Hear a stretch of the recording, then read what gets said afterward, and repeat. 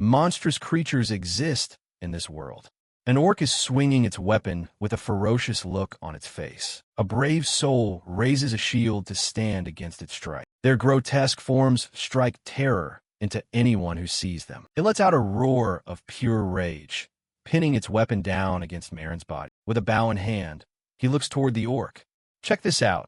These are the savage enemies threatening every living soul that's left. Mickey and Hecate prepare to charge into the fray as well, taking down the monster strike by strike. We call them monsters. With a loud thud, the monster collapses onto the ground. Olga lets out a sigh of relief. Good work, everyone. Is anyone hurt? Hecate replies, yeah, we're all good.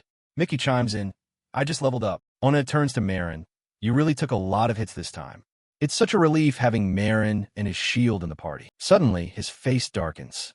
Wait, you're not planning to again. Marin is seen holding a sharp knife, approaching the monster. The blade glints.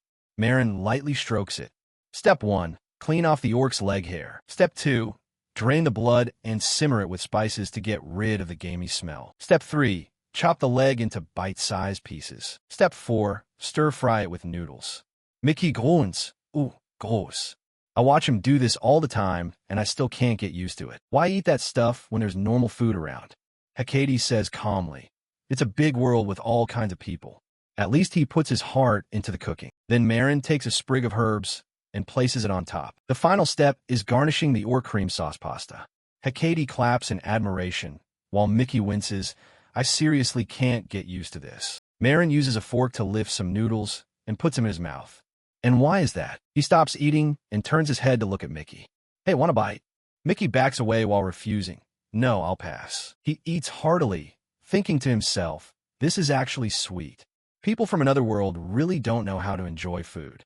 The flavor is spot on. The flavor is rich. The broth from the deodorized orc leg is sweet. The meat is melt in your mouth tender, and the collagen is decadently fatty. The swirling noodles blend perfectly with the cream sauce, elevating the taste. It's a symphony of fat. Mickey's face soured. How can he eat that with such a happy look on his face? Hecate replied. You know, Marin has always been a bit special. He spoke in a mysterious tone. By the way, have you heard? They found the body of that hero who went missing a while back. Mickey gasped in shock. Where? He replied, the southern charcoal forest. Seriously? I just passed through there a few days ago. Hecate said regretfully. Wasn't he the most promising hero? To think even he got taken down. Marin suddenly paused, staring pensively into the void. He thought to himself, just how strong are the monsters over there? Why on earth would anyone eat monsters like this? Marin fell silent for a moment. 3 months ago, in a small southern village, a panicked voice rang out. Why did the carriage suddenly stop working? It was running fine just yesterday. I've told you 1,000 times, a red boar showed up. It's blocking the road and causing chaos. How are we supposed to leave? The village chief looked irritably at what the carriage from the other day had turned into. A man sat in the carriage trembling, his eyes vacant and looking completely exhausted. Then the carriage collapsed to the shock of everyone. We're not going for now. Find another way. It's the same everywhere else anyway. In the distance, an old man trembled. Sweetie, let's go visit our son now. No, the girl said sadly. Maybe we'll have to make it next time. Mahame wondered, but what do we do now? Even if we stop taking passengers, the delivery deadline is only 3 days away. The village chief scratched his head, going crazy. The customer was a noble. Being late would be a nightmare. A sharp shout rang out, drawing both of their attention. I told you, we're not going for now. A man yelled angrily. I don't care about your problems. I'm staying here. If you're in such a rush, find another ride. With that, he drove the carriage away. The village chief gossiped. Hey, look at that. That guy in the iron helmet. It looks a bit beat up, but he seems pretty strong. Mahame sized Marin up from head to toe. His gear isn't maintained at all. The chief is already annoyed, so he can't be picky. If they're desperate, they're easier to hire. A voice called out from behind Marin. Hey, wait a second. You there, the warrior in the iron helmet. Marin stopped and turned toward the source of the sound. Mahame smiled. It looks like you're looking for a ride out of town. Which way are you headed? Marin replied calmly. East of Drama. He continued. Perfect. Why don't you join our caravan? No need to pay. Just escort us along the way. We'll cover your meals too. He replied. The other carriages are all staying in the village for now. The man scratched his head awkwardly. I've heard how dangerous things are. But we really need to leave urgently. I heard you have urgent business too. So wouldn't it be great if we helped each other out? Marin said calmly, fine, I'm in. The man was overjoyed. That's a wise choice. We'll try to find a few more people and head out by noon. I'll be waiting in the carriage. It's fate that we met. Let's introduce ourselves. I'm Mahame, a merchant. And you? Marin replied without a hint of emotion. Marin. Marin Glass. Mahame leaned in close to the village chief and whispered. He looks a bit haggard. The old man clicked his tongue. Whatever, as long as he can fight. If you're worried, hire more mercenaries. If you're worried, hire more mercenaries. He thought to himself, how did it end up like this? Did the hero really die so meaninglessly? He felt like he was breaking down. No, I don't want to die. I have to stay alive to get back to a drama. Suddenly, a voice snapped him back to reality. Marin, are you asleep? Man, I couldn't tell because of the helmet. He turned gently and replied, I'm fine. Mahame continued, it's just that everyone was talking about this. Everyone in the carriage was cheerful. I'm going to helm on. We're going to a drama. Didn't you say you were headed to a drama too, Marin? Where exactly are you going? Marin replied, to visit family at St. Lyre's orphanage. Something came up. It's been a long time since I've been back. Everyone was curious. Is there an orphanage there? I guess it makes sense for a big city. A man asked quietly, you look pretty strong though. What level are you? Marin was confused. It was easier to travel together if they knew each other's levels. A window would pop up showing basic stats to gauge strength. I'm all the way up to level 23. You're not quite there yet, but keep at it. Marin slowly manipulated the system window and said softly, 95. Suddenly, the carriage shook violently. The driver cried out, it's here. Not far away, the silhouette of a monster was charging toward them. A panicked voice shouted. A red boar appeared. The red boar bared its tusks and let out a terrifying roar. The man scrambled to prepare for a fight. Move fast. Don't let it ram the carriage. Too late. It's already on us. Marin asked curiously, is that a red boar? It looked a bit strange given the name. It was a species of giant wild boar. The system identified it as a wild boar, level 62, attack 426, defense 690. Ah, perfect for a test run. Marin picked up a sharp sword and slowly walked toward the red boar. The man screamed, hey, what are you doing? Do you want to die? The red boar leaped high into the air, intending to pounce on him. With a sharp gaze, Marin glared at it. Then he aimed straight and swung his sword. Sprays of fresh red blood splattered out. Marin slowly turned his head, his body drenched in blood. To everyone's shock, the red boar had been taken down. They stared at him in utter amazement. Marin stood still, thinking to himself, did I really just take it down? Even if the level was technically high, did one hit from me really just tear it apart like that? Everyone was in awe. Holy cow, that guy is a total badass. He split that red boar in half in the blink of an eye. He sounds young, but he's incredible. Maybe you're not a normal human. Are you an elf or a beast man? He quickly waved it off. No, I'm just a human. A heavy pat almost sent him stumbling. All right, now that the job's done, we need to fill our bellies. Come on, let's grab some dinner together. Marin just stood there calmly, saying nothing more. As night fell, everyone worked on starting a fire, chatting animated. Anyway, who is this Marin guy really? Always hiding his face, it's pretty suspicious. His gear is trash. Maybe he has some special skill. Mahame grinned. Who knows? For all we know, that rusty sword could be a legendary treasure. Mickey brushed it off. Oh, come on. If you're curious, just ask him straight up. Hey, Marin. She looked around and called out, but there was no answer. Wait, wasn't Marin just standing over there? Where did he go? Suddenly, everyone panicked, freezing in their tracks at the sight before them. Everyone panicked, freezing in their tracks at the sight before them. Mickey exploded, screaming, we were just about to eat. Why would you bring that out? Marin hesitated. I thought having some meat would taste better. Take it somewhere else right now. A spoonful of soup was scooped up, followed by a complaint. Good grief. No matter how hungry you are, it shouldn't come to this. Who can stomach a meal with a monster corpse sitting right there? Let's see. Seriously, I've lost my appetite. He didn't understand what he had done wrong. So he took a spoonful and put it in his mouth. He froze, looking like he was about to gag. Mickey commented, the soup is piping hot, and the potatoes are sweet and tender. Marin criticized, you call this good? She glared at him. We're camping in the middle of a forest. This food is practically a luxury. Were you expecting a steak or something? Why are you looking at me like you're about to eat me? Don't tell me you actually plan on eating that thing. Get a grip. Not to mention how disgusting it is. What if it's poisonous? Marin kept looking away. Monster corpses have to be handled like this. Collect the necessary materials, and then burn the rest immediately. That's basic knowledge. She pouted. I'd rather starve to death than touch that. All right, you're headed to a drama too, aren't you? It's a long road. Even if the food isn't to your liking, you should eat enough. Hey, someone called out to her. Miss Archer, come over here and help me start the fire. The corpse is all wet and it's hard to light. Mickey stepped over gently. Stand back. I'll take care of this in a flash. Marin felt a bit suspicious. Why would you ask an archer to start a fire? Mickey summoned fire magic, and a blaze erupted, taking Marin completely by surprise. Wow, magic is so convenient. By the way, can I learn that too? Sure, it's simple but really useful. Marin spoke up. Hey, are you from the magic tower? Mickey was curious. Why bring up the magic tower all of a sudden? Because most mages come from there. Mage? I'm an archer. But you just use fire magic, she sighed. You don't have to be a mage to do this. It takes 3 years just to master elemental magic. Whoa, what era are you living in? These days, basic magic like this is a must for every adventurer. A must? No way. Have you been living in a cave this whole time? Look over there. See the city lights in the distance? Don't tell me those are all powered by magic stones. Using magic stones instead of oil lamps? Is this your first time seeing that? I guess it's rare in the countryside. But even kids' toys run on magic now. When I was little, we didn't have things like this. Time really does fly. Marin stood there reminiscing about the past. He wished the smell of roasting meat was actual pork instead of a monster.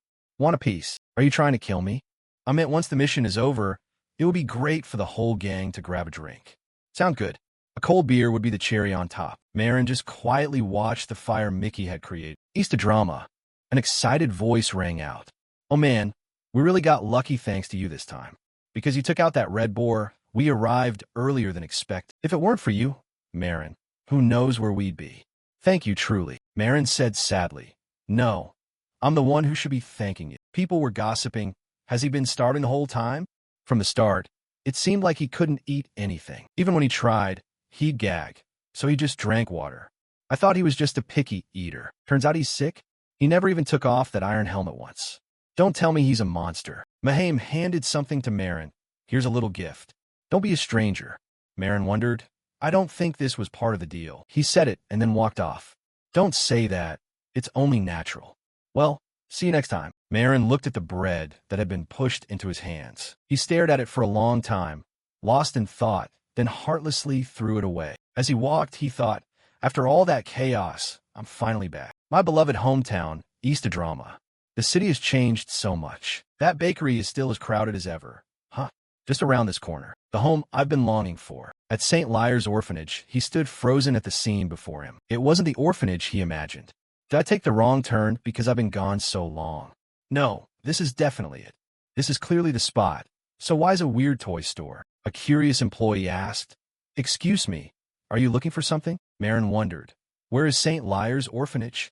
Where did it move to? This spot. The employee thought about it. St. Lyre's? I'm a second-generation owner of this store. I've never heard that name before. Second generation? It has to be here. It's no use saying that. I've never heard of it. Someone called out to Marin. Hey, are you looking for St. Lyre's? He asked curiously.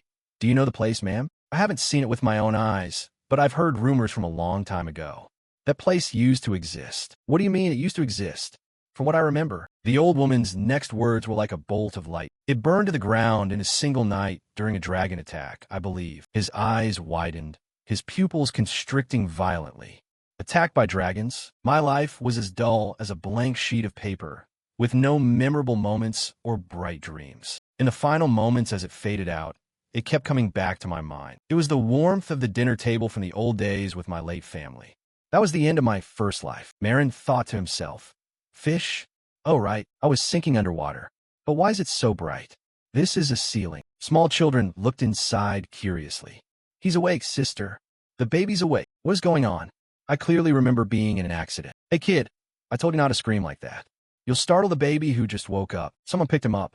The sister hugged him gently and said happily, Did you sleep well, sweetheart? Welcome to St. Lyre's orphanage. From today on, you'll be a member of our family. That was my first memory in this world. It was a place filled with the warmth of a family, I thought I'd never feel again. A bag of money was placed on the table. This is a donation for this month. The sister scolded him gently. I told you it wasn't necessary. Marin replied, Yes, sister. It's just a little something for the kids' snacks. The sister worried, You just got back and you're leaving again? You've been overworking yourself lately. He said cheerfully, You know I'm strong, sister. It's no big deal, but you're going away for too long this time. I'm worried. This job is simple, sister. I just have to clear out some goblins in the south, and I'm done. She looked sad. If you say so, then I suppose it'll be fine. But before you go, promise me one thing. What is it? Come home before dark, okay? I'll bake the berry pie you like. He smiled and replied, Yes, I promise. Before a large tree, a voice rang out. You found the right person, sir. After the dragon attack, most buildings were rebuilt, but unfortunately, no one survived at that orphanage. Our cathedral currently handles the care of orphans. This grave hasn't been visited in a long time. What is your relationship? Seeing Marin kneeling silently on the ground, she didn't feel right saying more. Sorry for bothering you. I'll take my leave. Marin's hand reached out tremblingly. I'll be home soon. I promised, so don't worry too much. He was filled with deep regret. If he had been there then, would things have turned out even a little bit differently? The rain poured down as he leaned against the tree. Now, there was no way of knowing. Once the rain finally stopped, two people gossiped. Hey, is that guy from the other day still there? Yeah, it's been a few days now. I wonder if he'll be okay like this. The pain must be overwhelming. I wonder if he'll be okay like this. The pain must be overwhelming. Marin still sat there, staring silently at the tombstone. A piece of cake was thrown onto the grass. She tossed the cake down and then walked away. Marin slowly picked up the cake and put it to his mouth for a bite. Disgusting. He couldn't stomach anything. Every dish tasted just as terrible. Watching others eat the same food with such relish, he knew all too well that he was abnormal. He couldn't even manage the simple task of filling his own stomach. He'd lost his family again and was alone once more. What was the point of such a pathetic life? He'd rather just... Suddenly, he snapped his head up. What's that smell? Meat. No, it was much stronger, completely different from the dishes he couldn't eat. Why was this so strangely alluring? Marin's mouth began to water. He stepped away, leaving the cake lying neglected on the grass. Marin walked toward the direction the smell of meat was coming from. He stepped into a small alley. A bitter voice rang out. I told you to turn up the heat. How long is it going to take to burn it with a flame this small? Don't you know there's a heavy fine for dumping monster corpses in the city? Why are you grumbling when it smells this good? How can you not tell the difference between normal meat and monster meat? You idiot. What if someone scavenges it, eats it, and dies? Then what? It's not like it's a poisonous monster, so why worry? If you're so scared, take it outside the city and dump it yourself. Marin stared intently at the piece of meat. It looked so good. He quickly grabbed the meat. The woman wondered, did we burn that much already? Why is there so little left? He walked back to the grave, holding a piece of meat in his hand and taking a bite. Then he exclaimed, delicious. A magical flavor I've never tasted before. It's a bit charred, but it's still sweet and savory, and a rich sauce gushes out from every fiber of the meat. It doesn't even compare to the ordinary food I've had before. Every time I swallow, I feel my instincts awakening. Then streaks of blood gushed out. Marin realized he had bitten his own hand. He knelt down, clutching his hand in pain, as tears of regret rolled down his cheeks. I'm sorry, everyone. I'm so sorry. In the end, I'm the only survivor. I am sorry, but I don't want to die. I want to live like a human, to enjoy more delicious food, to be happy and live life to the fullest.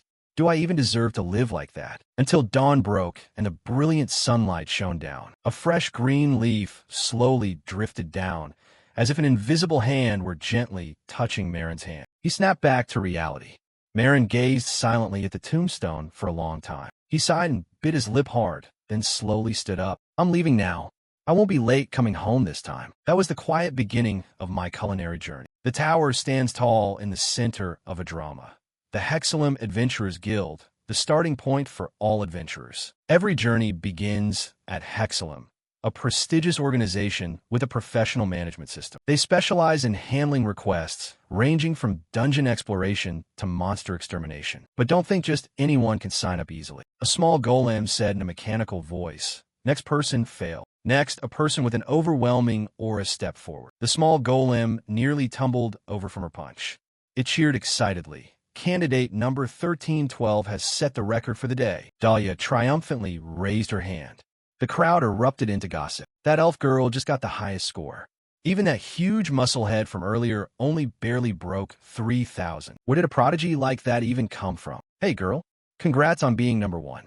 If you don't have a party yet, want to team up with me? I've got quite a reputation. The two of us together would be enough to climb straight to A rank. Dahlia refused irritably. No. Marin said shyly, sorry. A voice rang out. Marin, aren't you going to give it a try? I'm sorry. Gosh, are you sure you can even pass the test? Yes, of course I'm going to take it. Dahlia looked toward him with a smile. She placed a hand on his shoulder. Don't be too tense. A stiff body won't be able to bring out its full power. Thanks. Don't mention it. People from the same hometown should help each other out. Marin asked curiously, same hometown? The receptionist gave a sweet smile. Welcome, ma'am. I've been expecting you. Congratulations. You're now officially an adventurer of Hexalum. She froze as she looked at the paper. Wait, dear Ank. I set a record. Yet I'm ranked this low? The girl explained.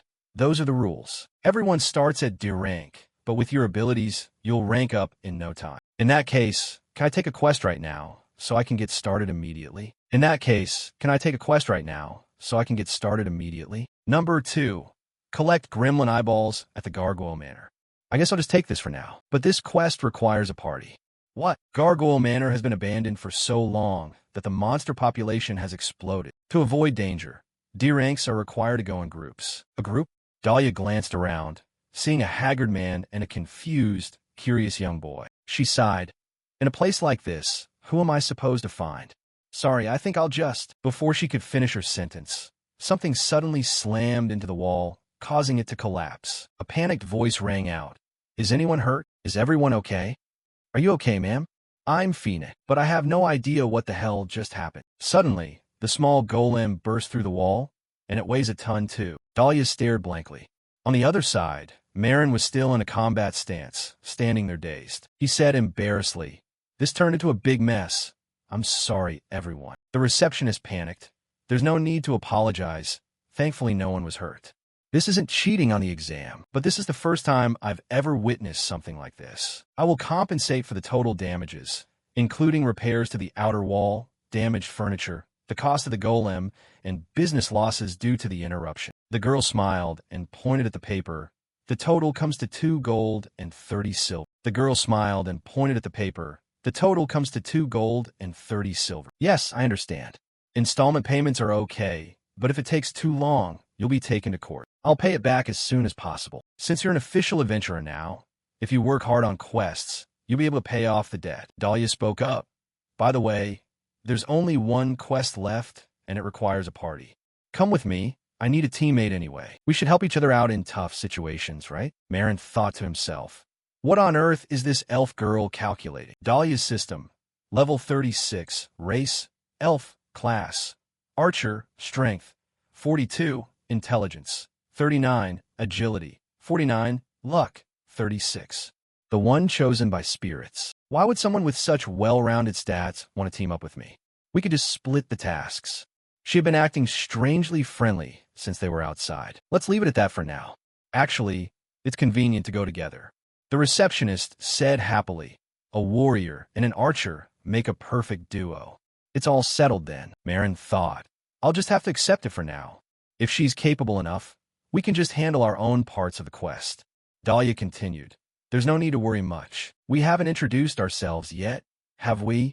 I'm Dahlia. Just call me Dahlia. Although he still had doubts, he decided to deal with the immediate problem first. He shook her hand. Marin Glass. Call me Marin. Glad to be working with you. Marin, let's finish our first quest together. He thought to himself that even if he didn't want to, he had no choice.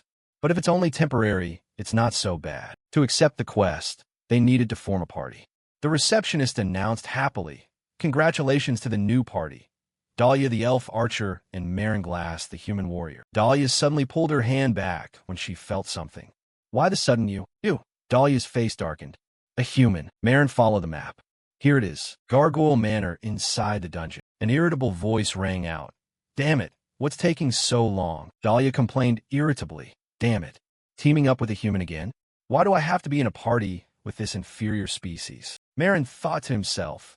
Elves, a long-lived race with tall builds and good looks. Because of that, they are often captured as slaves, so their relationship with humans has always been terrible. Though the Hexalum receptionist didn't seem to have any prejudice. Suddenly, he raised his head and looked around. A manor that was both beautiful and eerie appeared. It truly lived up to the name of a mansion, looking completely different from how it did during the day. Is that the target this time? System: Gremlin, level 18 monster, attack 80, defense 52. A species under the gargoyles. The more they mature, the harder and larger their bodies become. Seeing them swarming like that is revolting. She turned to him with disgust. Hey human, stay far away from me so you don't get in the way of the quest. I don't even want to talk to an uneducated, short-lived species like you anymore. Just stay in your lane. Her eyes widened in surprise. Huh, what? Don't you dare look down on me. I wasn't even done talking and you just walked away. I've never seen anyone as rude as you. Is your lifespan so short that you didn't have time to learn manners? You're the one who started it. I'm over 100 years old too. Stop with the short-lived stuff. What kind of nonsense are you talking about? Just do what you said earlier, and don't let it affect each other's mission. Wait, are you going alone? You should at least prepare. A gremlin is only level 18. With your level or mine, why would we need to prepare? Dahlia thought to herself. Did this guy just read my stats? If he has a system skill strong enough to do that, could he be? Suddenly her eyes widened. No, wait. She pointed at Marin angrily. You dare to look at my information without permission? How dare a lowly human like you? A monster quietly flew toward them. Dahlia screamed in anger. I know your kind is lowly, but peeking at someone else's info is a huge taboo. You immoral jerk. A monster growled in front of her. You're supposed to keep quiet in a dungeon.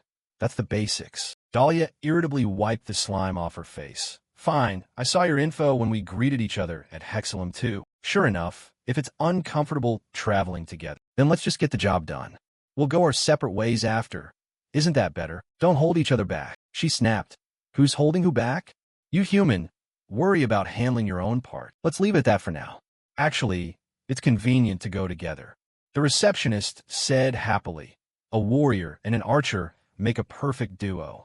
It's all settled then. I'll handle the gargoyles. You just finish off those gremlins, got it?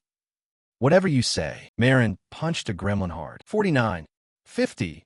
This mini eyeball should be enough. By the way, let's check the other side. A wooden beam snapped. Gargoyle, level 21 monster. A higher species than the gremlin. Their entire bodies are made of hardened stone. Dahlia held her bow, exhausted and panting heavily. The monsters pounced on her, making her scream out loud. Marin watched from a distance and thought, oh well, it's not like she'll die. In that case, let's try eating it. But which part should I eat? It looks quite a bit like a toad. Let's try cutting it open. I'll only pick the parts that look edible. There's so little. If it's this little, I'll just make grilled skewers. If I only grill the meat, it'll be a bit bland. Let's try grilling the organs too. Maybe it's like a pig or a cow. What if the organs are the best part? I'll grill them thoroughly. Maybe it's like a pig or a cow.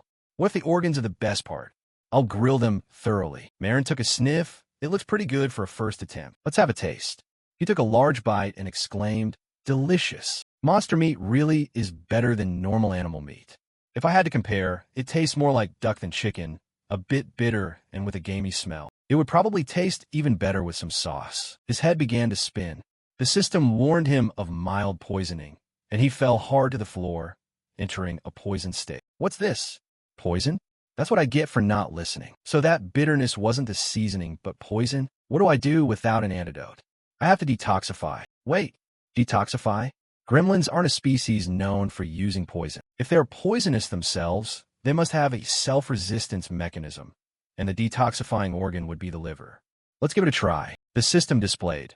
Successfully neutralized gremlin toxin. Marin breathed a sigh of relief. I'm alive. That was a close one. Marin breathed a sigh of relief.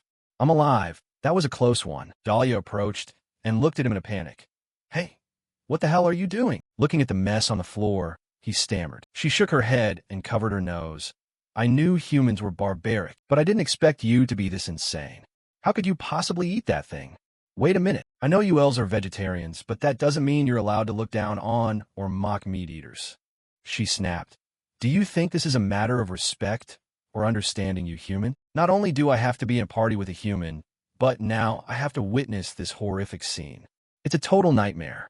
I just want to go back to the roots of the world tree right now. Good grief. Your Gremlin quest was done from the start. Since you're finished, just get lost. Why are you still hanging around? Marin explained. I accepted the quest on the condition that we travel together. If we split up and something happens, who's responsible? It wouldn't just be us. Even the Hexalum staff who gave us the quest would be in trouble. She argued back. That's my business. He continued. There's a bit of the quest left. I'll help you kill those gargoyles. You want to finish quickly too, don't you? Dahlia remained stubborn. I don't need help from a human like you. It'll be done in a second, just wait. She asked curiously, what is that? He replied, I forgot to mention, I'm actually a shield knight. Taunt skill. It draws the attention of nearby monsters toward the user. Countless gremlins swarmed in, and even the gargoyles lost control of themselves. Seeing his actions, Dahlia lost her patience. What kind of trick are you playing? What does being a shield knight have to do with banging on boxes? Her face darkened and her legs began to tremble. Wait, don't tell me. She thought to herself. A shield knight is the front line of a formation. Their most iconic skill is taunt, attracting monsters to protect their allies. She screamed and backed away. You crazy human. It's usually used to protect the rear, but it's also effective for baiting big bosses. But is it really this effective? Whatever, it doesn't matter. Friction, swordsmanship. Swordsmanship, active, triggers automatically when using a poisoned sword. Damage increases with level. Friction B, active buff, increases the speed of melee attacks. Hearing Marin's shield, countless monsters were drawn in. Dahlia scowled. Damn it, thanks to this guy, it's turned into a disaster. I'm going to create some distance and just provide support from afar. Suddenly, her eyes widened, her pupils constricting violently. No way. Marin was fighting with all his might against the swarm of monsters. I was breaking a sweat just taking down 5 gargoyles on my own. Just what kind of monster is this guy? A person rushed to catch up. Hey, wait up, what's going on? Dahlia asked worriedly. Are you really okay? You basically wiped them all out by yourself. Marin said calmly. This is a group quest. No need to split the credit. Didn't you say earlier that you wanted to finish quickly? But like you said, I'm only cooperating to finish the quest fast. You poor fool. Wait, don't you hear anything? That noise is... Wait a second. Marin was startled. Do elf ears really move like that? Dahlia's face fell, and her legs began to move uncontrollably. Suddenly, what is she doing? She looked down at a group of people. 2 men were discussing. You idiot. It wasn't a monster, it was just this thing running past, and you couldn't even dodge it. I told you we had to get to the black market by tomorrow. Who knew it would crawl into a rock crevice? And they kicked an elf hard in the back. Hurry it up. Are we getting on the road, or what? You piece of trash. Dahlia was horrified by the sight. The elf kept pleading, please stop hitting me. She grit her teeth. See that, Marin? That's why I hate your kind. You preach about the abolition of slavery, but behind everyone's back, you're still trading other races. Pick up your weapon. Marin, we have to teach them a lesson. He said calmly. Why should I do that? Dahlia glanced at him in surprise. Is there any proof that elf is an illegal slave? They could have been captured because of debt or a crime. She shouted. I heard them clearly. They said they're going to the black market. Then let's go back and report it to the guards.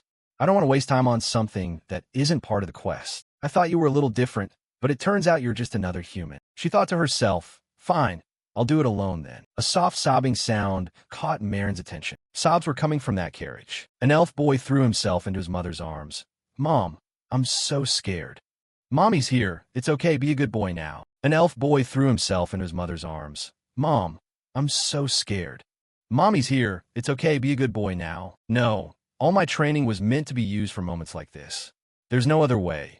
I will personally handle the suffering of my kind. She raised her bow, but before she could finish her sentence, an object streaked toward them and smashed the carriage to pieces. The thugs scattered in panic, grumbling and cursing. What the hell? What happened now? Dahlia's sword faltered as she hesitated. Didn't you say you wouldn't help? Marin replied calmly. I don't care about grown-up matters, but a child is innocent. Curses filled the air. What is this? Where did that sword come from? You idiots, look up there. What the hell do you think you're doing? Dahlia stood there with Marin, looking down at them with contempt. You think you can cause trouble like this and just walk away scot-free? Dahlia pointed directly at his face in anger. You filthy human, who gave you permission to be so insolent to me? I know full well my kin are being held captive in that carriage. They argued back. These guys are legal slaves recognized by Marquis Bechter. She hesitated. Marquis Bechter? Don't believe it? See this? Look at his seals hanging all over the carriage. Dahlia looked devastated. It can't be. Marin spoke up. This is really strange. Isn't the seal on the carriage not Beshter's? Hey kid, what kind of nonsense are you talking? It clearly has the wolf on it. That's Marquis Beshter's symbol, all right. But the wolf's eyes are both intact. The Beshter ancestors were blind in one eye, so the family seal is supposed to reflect that trait, which means this seal with two intact eyes is a forgery. Hearing that, the man flinched in terror, breaking into a cold sweat. Impersonating a noble is still a capital offense, isn't it? Kill them.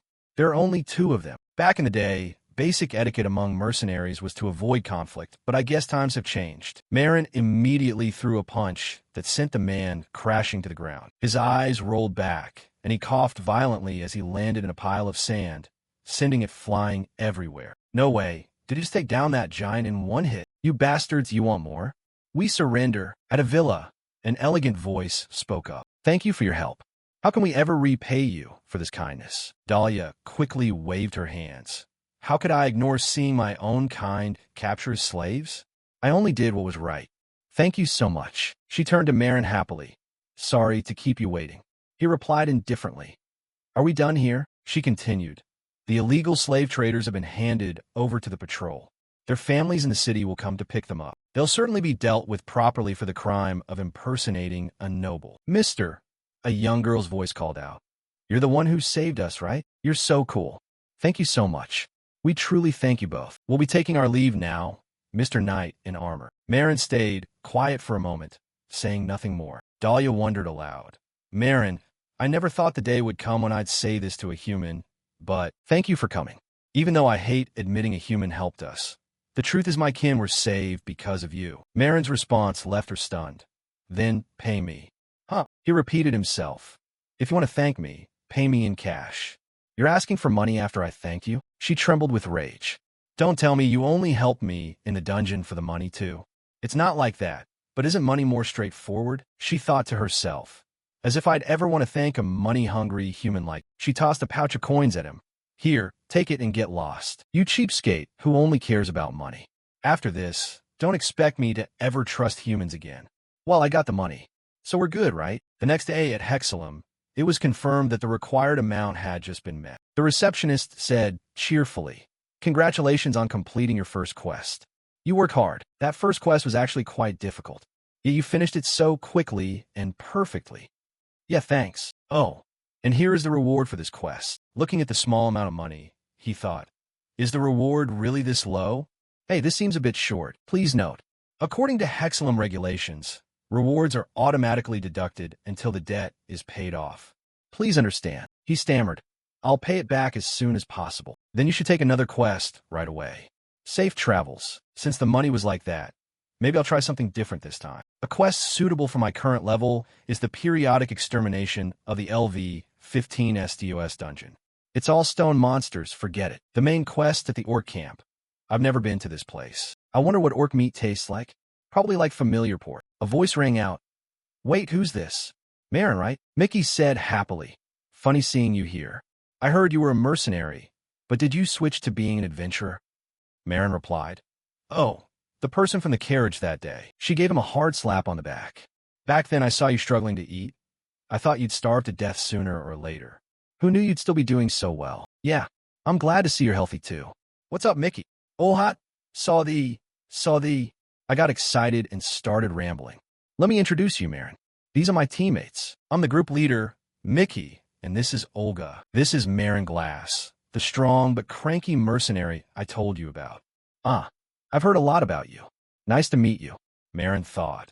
What exactly has she been saying about me? She continued, Olga is a sharpshooter like me. And this is Hecate, the group's mage. The three of us have been a team for a long time. 2 sharpshooters and a mage? That's a pretty weak lineup. Is it just the 3 of you? Who handles the front line? Mickey sighed helplessly. Well, we usually hire a temp for the front line, but it's been a week and we still haven't found anyone, so we can't enter the dungeon. Hecate added, magic is easy to learn these days, so not many people want to be frontliners. Then she reached out her hand. So, Marin, do you want to join our group as a frontliner for the orc camp dungeon? Marin was incredibly surprised to hear that. The sky was bright blue, and the sun was shining down. An orc was chasing after Mickey. Suddenly, An arrow hit it in the eye, causing it immense pain. Mickey cheered. Great support. Olga. The orc's face slowly burned before it collapsed to the ground. Our coordination is great today, isn't it? We took down 2 right from the start. Thank goodness. I was worried I wouldn't finish the incantation in time. Ever since Marin joined, hunting has been much smoother. Wait, what's this? An earthquake? No, it was a pack of angry orcs charging toward them. Everyone panicked. A whole pack of orcs? Why did they suddenly show up in such numbers? Mickey snapped. Damn it, did that scream from those guys earlier call their kin? Let's fall back for now. Suddenly, Hecate tripped over a rock and fell down in pain. A crazed orc lunged toward Hecate. She looked back in terror. Oh no. Suddenly, the orc was sent flying, startling her. Huh. Its neck was severed from its body, blood spraying everywhere. Marin held his sword, having dealt with the orc. Hecate, are you okay? I'm Fina. He took out the whole pack of orcs like that. Marin, how strong are you really? Olga broke into a cold sweat. That makes 10. Let's stop here for today and rest. Mickey complained. I fired so much my shoulder's about to fall off. But Marin, he's actually terrifying. What level do you have to be to get that strong? He continued. Anyway, I'm just glad Hecate is safe. Hecate finally spoke. You're right, I was so panicked earlier I forgot to even say thank. She turned around, but Marin was nowhere to be seen. Thanks for saving me earlier, Marin. Her nose caught a scent. Is that the smell of grilled meat? Mickey asked curiously. There's meat in the middle of a dungeon like this? Her nose caught a scent. Is that the smell of grilled meat? Mickey asked curiously. There's meat in the middle of a dungeon like this? She walked over and tapped Marin's shoulder. So it's your meat I'm smelling. You should have said something if you were grilling. There's a type of mushroom that tastes amazing grilled with meat. Want to try some? Then she suddenly noticed an orc head lying on the ground. She screamed in horror. ORC. Wait, what are you planning to do with that? The quest didn't say anything about grilling orc meat. I thought grilled orc leg would be like pork, but when grilled, it tastes like a cross between beef and pork. I wonder which flavor it leans toward more. It's delicious. Every chew released rich juices. The original flavor of the grilled meat was perfect, definitely closer to pork than beef. It's very fatty, so it's tender and incredibly rich. Mickey cried out, Stop eating. Why are you eating that? My stomach is growling. Lord, please don't let me fall into the temptation of the wicked. Cleanse these impurities and bring peace to this land. Next, sprinkle a little salt and pepper, then grill it. Then there's no way it'll be bad. Exactly as I thought. It's rich and blends perfectly with the pepper. It's a bit heavy, but it would probably go well with some booze. Olga asked curiously. Is he really enjoying eating monster meat? Mickey trembled. I want to believe this is just a dream, too. The 3 of you gather around. Hecate, come here for a second, Marin thought to himself. Looks like I'll have to leave this group. But this orc meat will probably taste great prepared another way. Suddenly, a hand was placed on his shoulder. Mickey said cheerfully, I get your weird hobby, but eating it out in the open like this is more than I can take. I've heard of places where people eat monster meat because they're starving. So that's why you can't eat normal food. Huh. You guys aren't kicking me out? How could we kick out a great warrior over a weird palate? I brought some cookies. Let's share them. No thanks, it's getting dark. If you're done eating, let's head to bed. I have some dried meat. Want some? Forget it. A massive orc appeared. Everyone got ready to fight. The orc bared its fangs and lunged. It slammed hard against Marin's protective shield. Everyone quickly counterattacked. By nightfall, Marin was grilling meat as usual. Mickey spoke up. Marin, today's the last day of the quest. Are you really going to sleep alone until the end? He replied, Yeah, it's more comfortable that way. Olga said calmly, I'll handle the watch. Hecate added, Thanks. Good night, everyone. The sound of the campfire was peaceful. You drunkard. Why is a mage always looking for trouble? Hey, over here. You went so far for firewood. The fire's already started. An angry voice rang out. Marin Glass. He sat up, curious. Why is everyone awake? It's not my turn for watch yet. Don't move, Hecate added. The spell is already cast. Move, and you'll lose your head. You just need to answer my questions. While you were sleeping, I used appraisal to check your info. You're freakishly strong, and you never get hurt. So I wanted to know what level you actually are. Mickey pointed at him, trembling. But Marin, what is that? What the hell is that kinslayer title of yours? Marin Glass. Level. Race. Human. Attack. Defense. Titles. Wolf Tamer.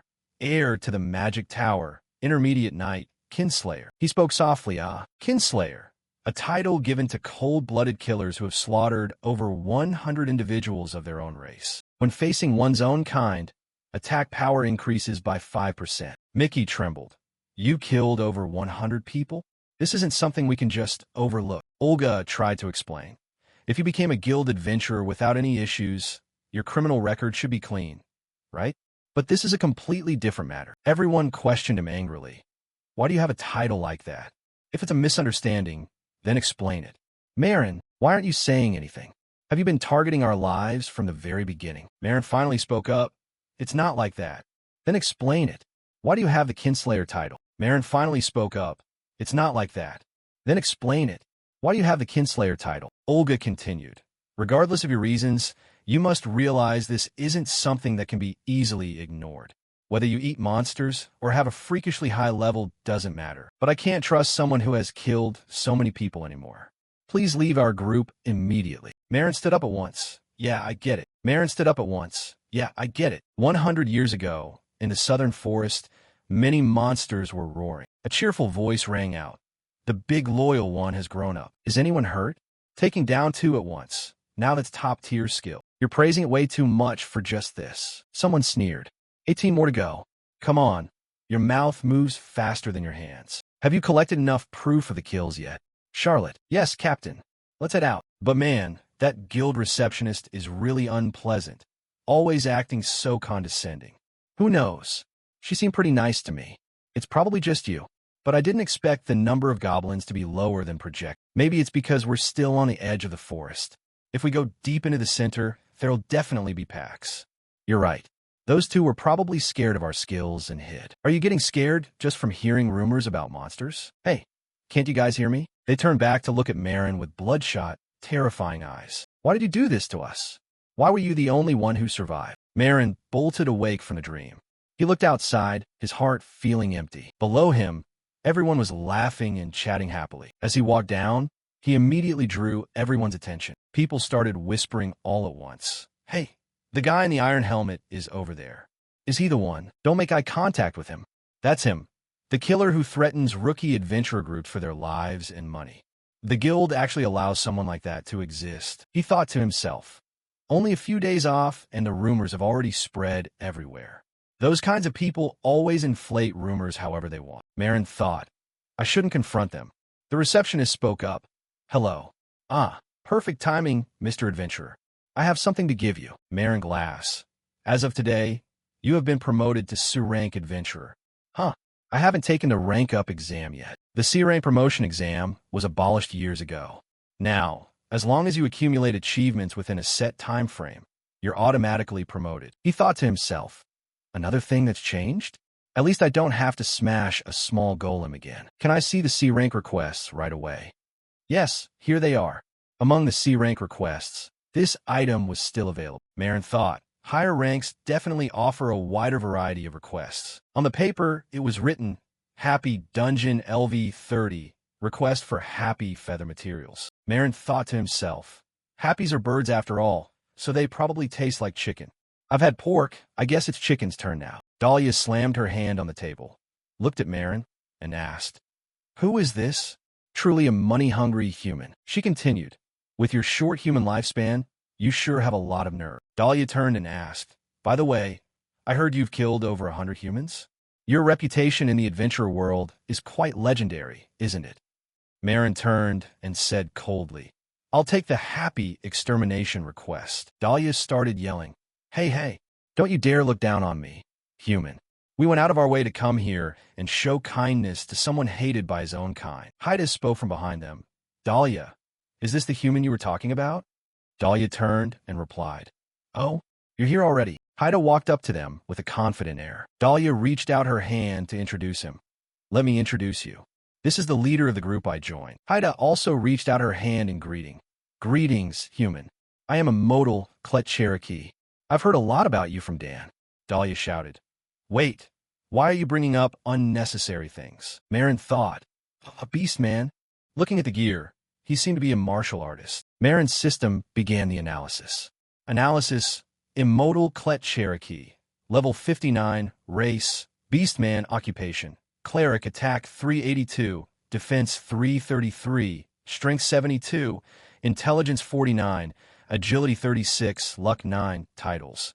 Arena hero, intermediate martial artist, electric nerve. Marin looked at Haida and thought, his strength stat is definitely the highest compared to everything else. His gaze suddenly changed. Oh, did I misread that? Haida introduced himself with a smile. As you can see, I'm a monk by trade. Marin replied. That's not how it looks to me. He thought to himself and said aloud. A monk is a support class specializing in healing, but you don't look like a monk at all. There isn't a shred of holiness about you, Dahlia added. I was looking for a non-human group instead of those obnoxious humans. I happened to see Immortal's notice for a group that hates humans, so I joined up. A group that hates humans? She continued.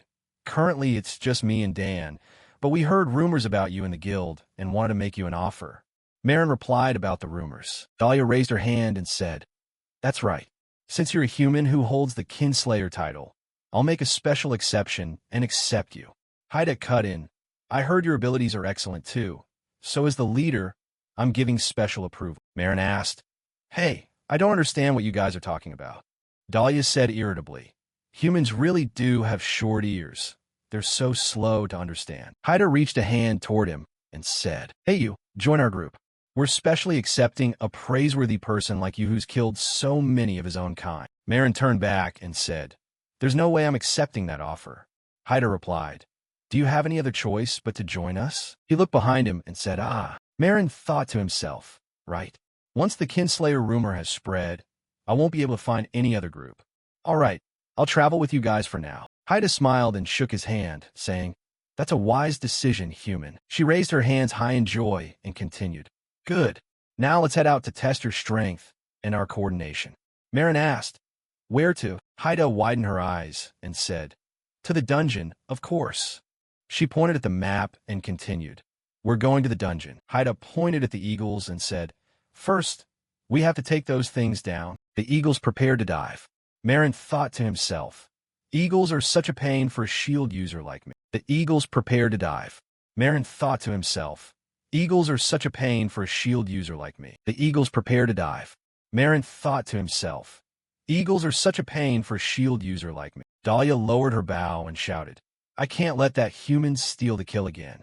If you're shield user, then just stay there and keep watch. An eagle lunged forward. Haida yelled from a distance, Hey human, get your shield up right now. She landed on Marin's shield and vaulted into the air. At the same time, Haida charged parallel to the eagle. She landed a heavy punch right on the eagle's beak. At that same moment, Haida landed alongside the eagle's pathetic defeat. Haida turned and said, For a human, your reflexes are pretty sharp. Nice coordination. Marin responded coldly. Next time, try giving me a heads up. He stood there and thought, Well, whatever, but having teammates to fight with isn't exactly a bad thing. Haida put her hands on her hips and said, Our cooperation is actually quite smooth at this point. We've already taken down 3 right from the start. Dahlia chimed in. Let's take a quick break while we harvest. Marin looked down at a golem and asked, What is this? Dahlia stepped forward and said, You two are even more country than I am, coming straight out of the deep woods. Don't you know that living dolls are all the rage now? Marin asked back, Living dolls? Like a golem? She continued, Exactly. The one in front of you is a limited edition Poco. It costs 2 gold.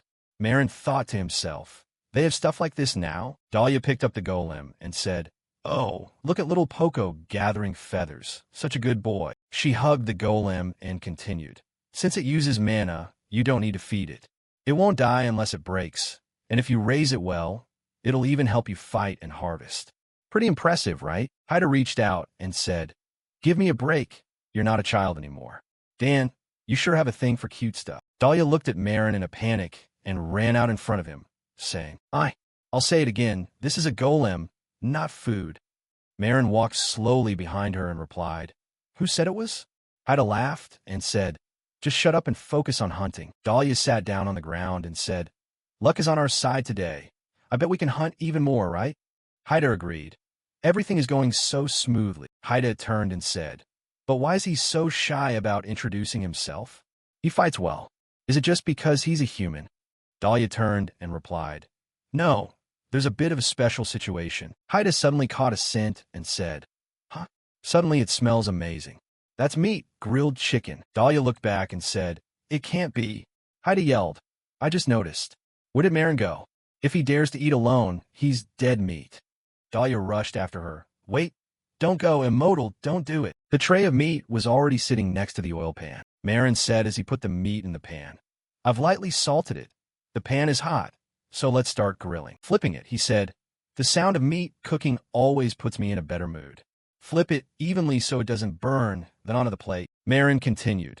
Grilled, happy tenderloin, finished. He took off his mask to eat and thought.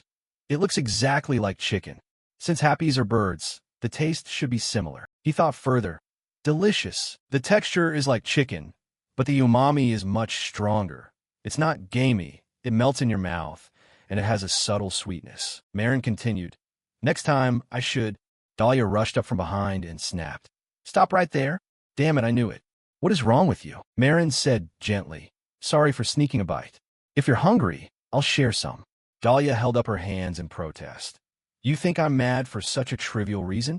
Don't just calmly eat something with a human-like face. Haida rubbed her head and groaned.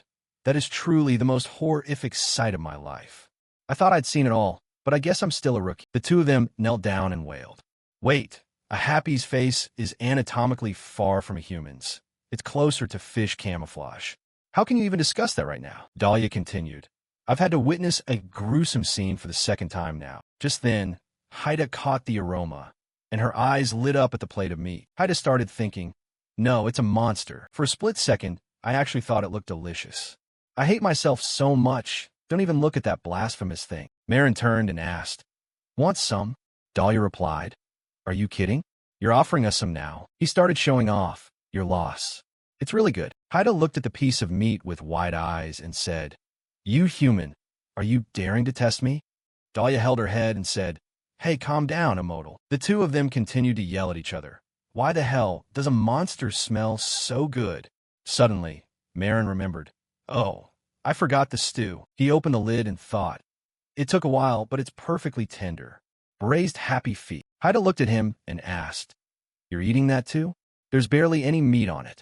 Marin turned and answered, yeah, I want to try the taste of plain boiled chicken feet. He said while eating, let's give it a try. He continued, it would probably be best mixed with spicy seasoning.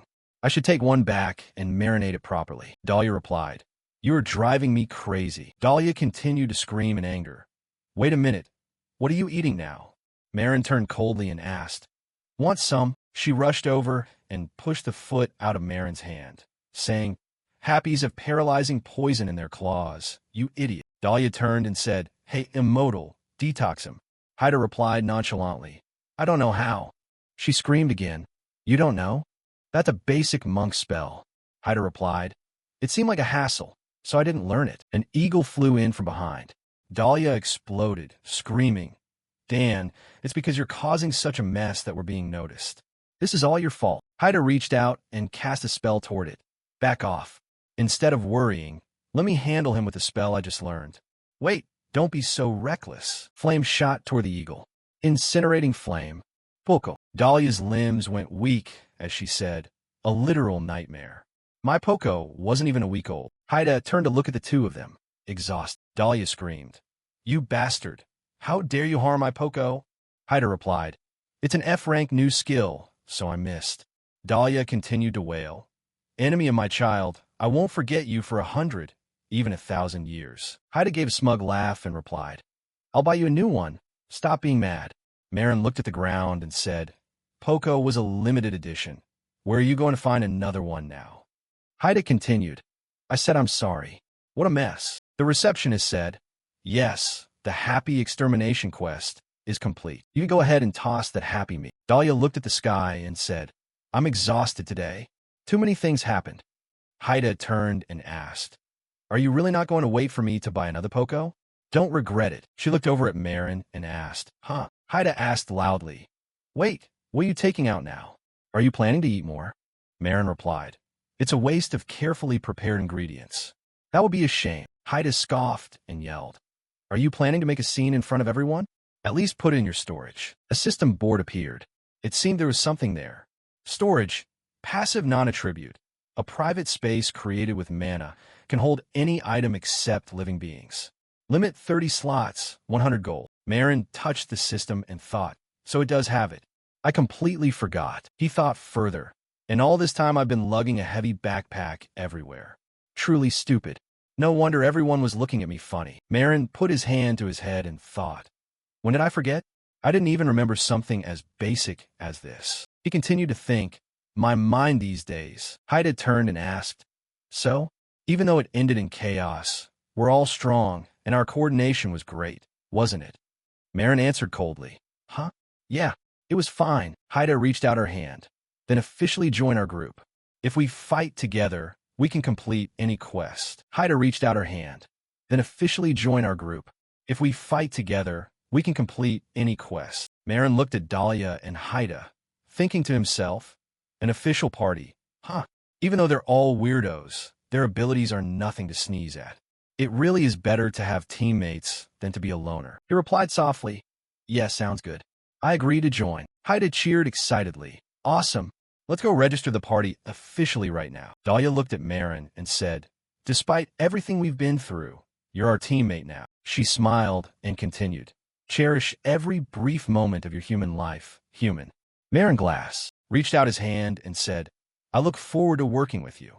Charlotte, yeah, looking forward to it. Haida held up a piece of paper, looking joyful.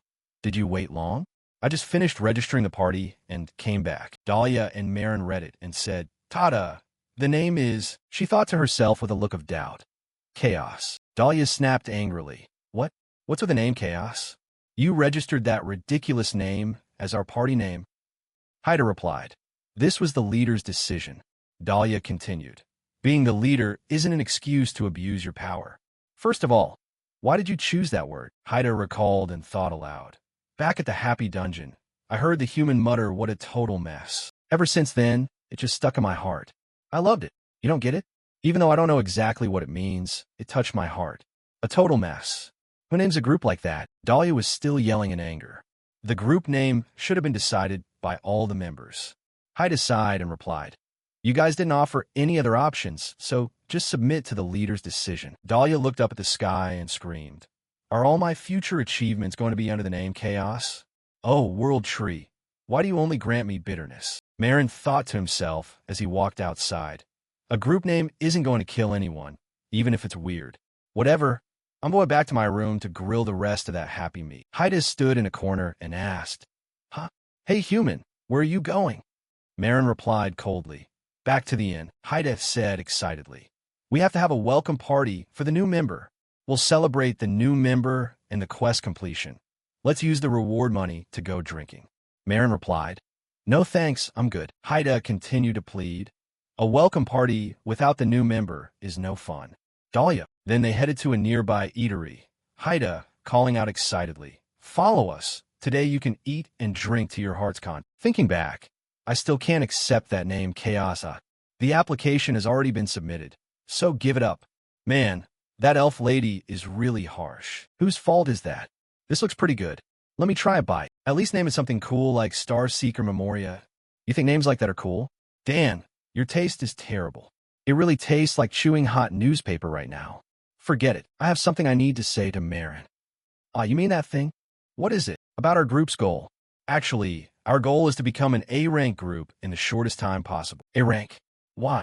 Because everyone has their own reasons. Every adventurer in Hexalum starts at D-rank and can rank up through exams. But the highest rank a normal adventurer can reach is B-rank. From A-rank up, you need recognized ability and corresponding achievements. The exam content is also kept secret. Hardly anyone knows it. Only elite members recognized by the association achieve. There are children who are taken as slaves, so I need a lot of money to free them. That man agreed to release them in 3 years.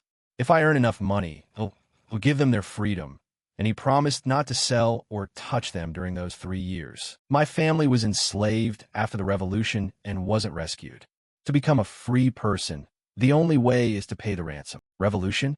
You don't know what the revolution is? It's a massive event that happened recently. Revolution? You don't know what the revolution is? It's a massive event that happened recently. Let me explain it briefly. For centuries, humans kidnapped other races for trade. They took us elves for our mystical beauty. They took dwarves to exploit their technical skills like manufacturing machines. And they viewed beastmen as subhuman cattle to be enslaved. My family was among them. They locked up those they caught so they couldn't escape, exploiting them to satisfy their desires. In those escapeless prisons, my people were drained both physically and mentally. Those who failed to escape met a gruesome death. That exploitation lasted for centuries. Finally, the races tired of oppression united into an alliance. The races that once lived separately joined forces against humanity. And so the revolution broke out. Humans call it the race war. We made many demands, including the abolition of slavery, and we threatened to launch a war if humans didn't comply. Initially, humans acted tough, but unlike us, who had nothing left to lose, they had too much to protect. Eventually, they were forced to accept the terms and sign the treaty. Because of that, trading in other races became illegal. Terms protecting non-human territories were also passed. After that, our people who had been hiding gradually emerged. Now you can see many races walking freely on the streets. Immortal and I can operate as adventurers thanks to that treaty. That's how it is. So, as soon as I was free, I became an adventurer. This profession is the best if you want to make money fast. There's a treaty like that? I didn't know. What about Dahlia? What's your reason? Mine is to become the elder of the forest where I live. My family has been elders for generations, and it's the same for mine. But the issue is this position is only mandatory for the eldest child of each generation. My older sister hates the elder position, but everyone keeps insisting she take over, using tradition as an excuse and all that. Since I'm confident I'm the best at protecting the forest. After hearing my plea, my people decided that if I can achieve a convincing enough feat in the outside world before I turn 150, they'll give the elder position to me. Even though becoming an A-rank adventurer isn't enough, it's a necessary stepping stone for me to achieve a bigger goal. From slaves to elders, everyone has a valid reason. Anyway, we each have our own goals, so I hope you'll join us and help out. It would be even better if you have a similar goal. Hey human, don't you have any goals? Marin, if it's hard to talk about, you don't have to answer. Yeah, maybe I'm doing it for this. There's a dragon I want to kill. Dahlia asked blankly. Huh? Haida also chimed in. A dragon? Marin recounted the story from the past. The one that attacked a drama and burned the entire city into a sea of fire. He continued coldly. I want to kill it. And before I face that dragon, I have things to do. Haida and Dahlia looked at Marin with weird expressions. Marin thought. Do they think I'm talking nonsense? Dahlia looked at her glass and called out. Hey human, she continued. I thought you were someone with no ambition, but it turns out you're a human who dares to harbor an ambition even bigger than ours. Haida also said with a smile. Or are you planning to just eat the dragon too? You're a total psycho, Dahlia continued. In any case, you'll be ranking up quickly with us, right? You have to reach a high rank before you can join a dragon hunting campaign. The three of them clinked glasses and said, So we have a common goal then. Let's do our best. One morning in a certain town, Marin sat by the stove. So the group was officially formed yesterday. Today I'll rest at home and make a proper meal. He thought as he emptied his coin pouch. I just bought ingredients and my pouch is already empty. After paying for the inn, I probably won't have a cent left. Marin said as he poured oil into the pan. It's expensive, but whatever. Let's cook. He raised his hand and said, Store. Marin reached into the system. He looked at the tray of meat that was still fresh and said, Wow, the meat is as fresh as the moment I caught it. Marin looked at the stove and thought, It stays in the exact same state as when I put it in storage. This is the perfect food storage, he said as he cracked eggs into a bowl. Crack the eggs to make the batter first. Marin continued adding flour and mixing it well, then coated the meat evenly. He placed the coated meat into the hot oil pan. Looking at the oil pan, Marin said, No matter how many times I hear this sound, it's music to my ears. While frying the meat, he said to flip it a few times once it's golden brown so it doesn't burn. Then fry it a second time. Marin slowly scooped it onto a plate, finally drained the oil, and set it out. Happy fried thighs finished. He poked a piece of meat. Marin looked at the meat and praised himself. I can't believe I fried it this well on my first try. Luckily, he cut large pieces, enough for a big mouthful. He slowly took off his mask and put a piece of meat in his mouth. Marin chewed and felt it. The crispy exterior combined with the tender, juicy, happy thigh meat is absolutely divine. The sweet meat juices soak into the crispy fried coating. Happies really are delicious. He felt it and thought, the characteristic sweetness of happy meat is exactly like rich chicken. Marin continued eating and said, the more I eat, the more I crave it. Good thing I made a lot. It's definitely delicious. When the meat is this good, how could it be bad when fried? Dahlia's voice echoed from outside. Hey human, are you in there? Marin thought to himself, that's Dahlia's voice. Dahlia knocked on the door and called out, it's noon and you're still not up? Open the door, it's an emergency. Marin slowly opened the door. What's the surprise? Marin slowly opened the door. What's the surprise? She reached out and asked. No, I have something urgent to say. Are you free? Marin replied, I'm E-Kink. What's up? Dahlia said. The thing is, it seems a modal is in trouble. Marin thought, huh? All of a sudden, he continued and invited Dahlia inside. Come in. What happened? She replied. This is hard to talk about in public. Dahlia looked at the dish Marin had just cooked and asked, hey, is this food monster meat again? She thought. Wait, no. Immodal's situation is more important. Dahlia continued. Fine. Now isn't the time to worry about that. She clenched her hands and thought. First of all, don't let Immodal know about what I'm about to tell you. Can you lend me some money? Marin suddenly stopped and thought.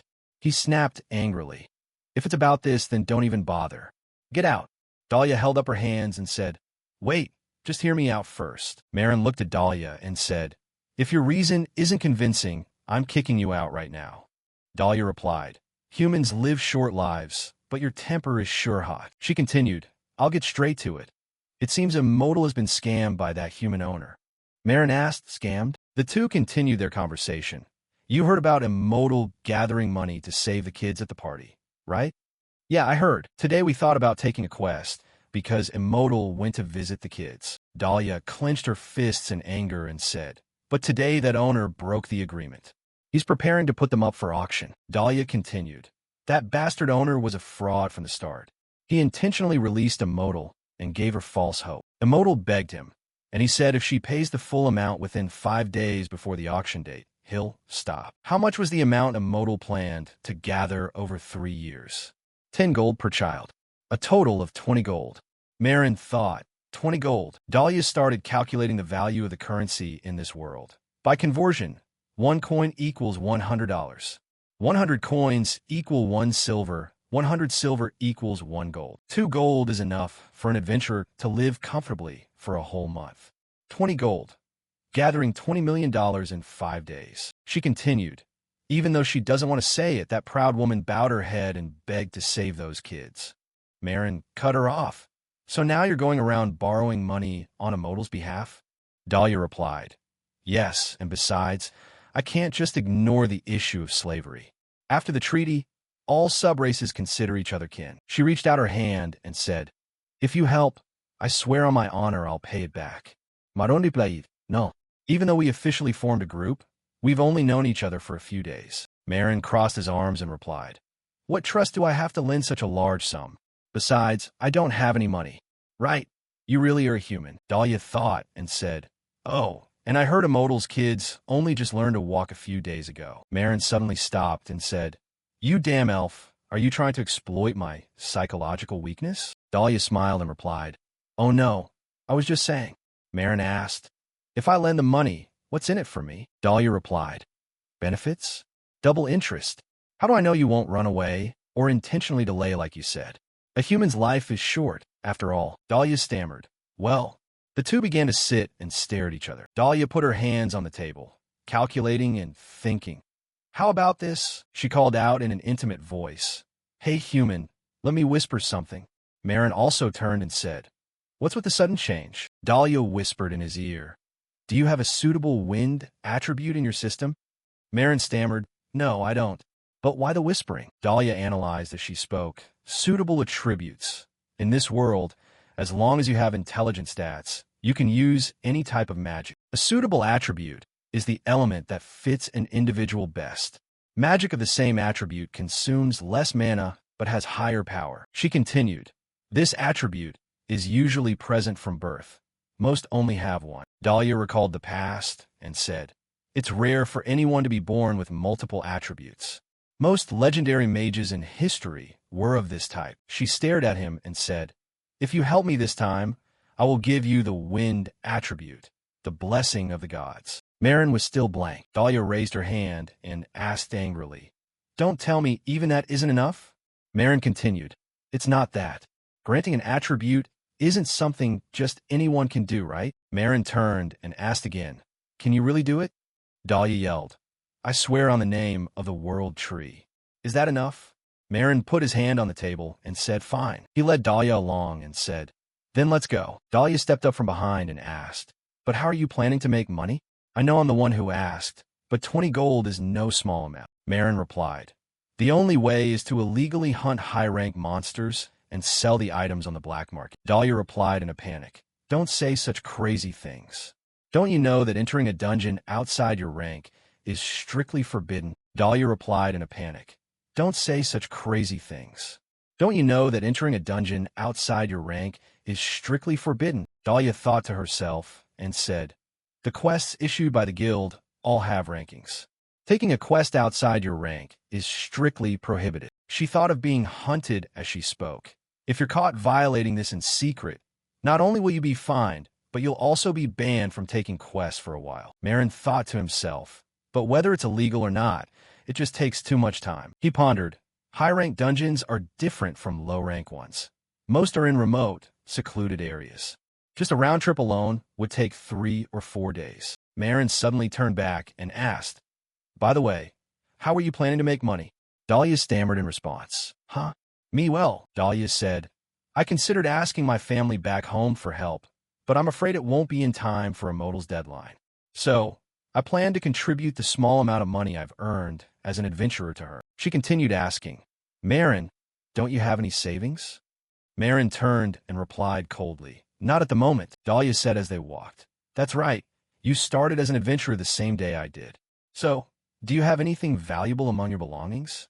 Marin turned and replied, "Among the things I have," he thought to himself, "the most expensive thing right now would be..." Marin brought out a bunch of items, picked one, and said, "Probably only this." He continued, "Let's each take care of our own business for now and meet up later." Dahlia replied, "Yeah, okay. I'll also try to earn as much as I can." The sunset began to fall. At a ruined castle, Marin slowly stepped inside. The shopkeeper inside asked, "Valued guest, what do you need?" "Here, we have everything from monster essences to stolen goods." Marin slowly held out an earring. The shopkeeper looked closely and shouted in a panic, "Wait a minute." He spoke while staring at the pair of earrings. "These earrings, aren't they Pleiades fragments? Since the dungeon they dropped from disappeared, they can't be obtained anymore. Where did you find such a precious treasure, sir?" Marin spoke softly with a cold expression. "An old teammate gave them to me a long time ago." In the blink of an eye, the sky turned bright. In front of a high-end building, the old man's voice echoed from inside. "So, you've learned to be calmer now, haven't you?" Sitting comfortably in his chair, he said, "No matter how wildly you act out, it's useless. Even that stupid beast-head should understand by now." Looking at Haida, he said, "Telling you 3 years was just a whim of mine, but thanks to that, you got to go out and have some fun, didn't you?" Haida thought to herself, "I just want to kill him right now. That disgusting face, I'll crush it first." A voice called out from a distance, "Is a modal there?"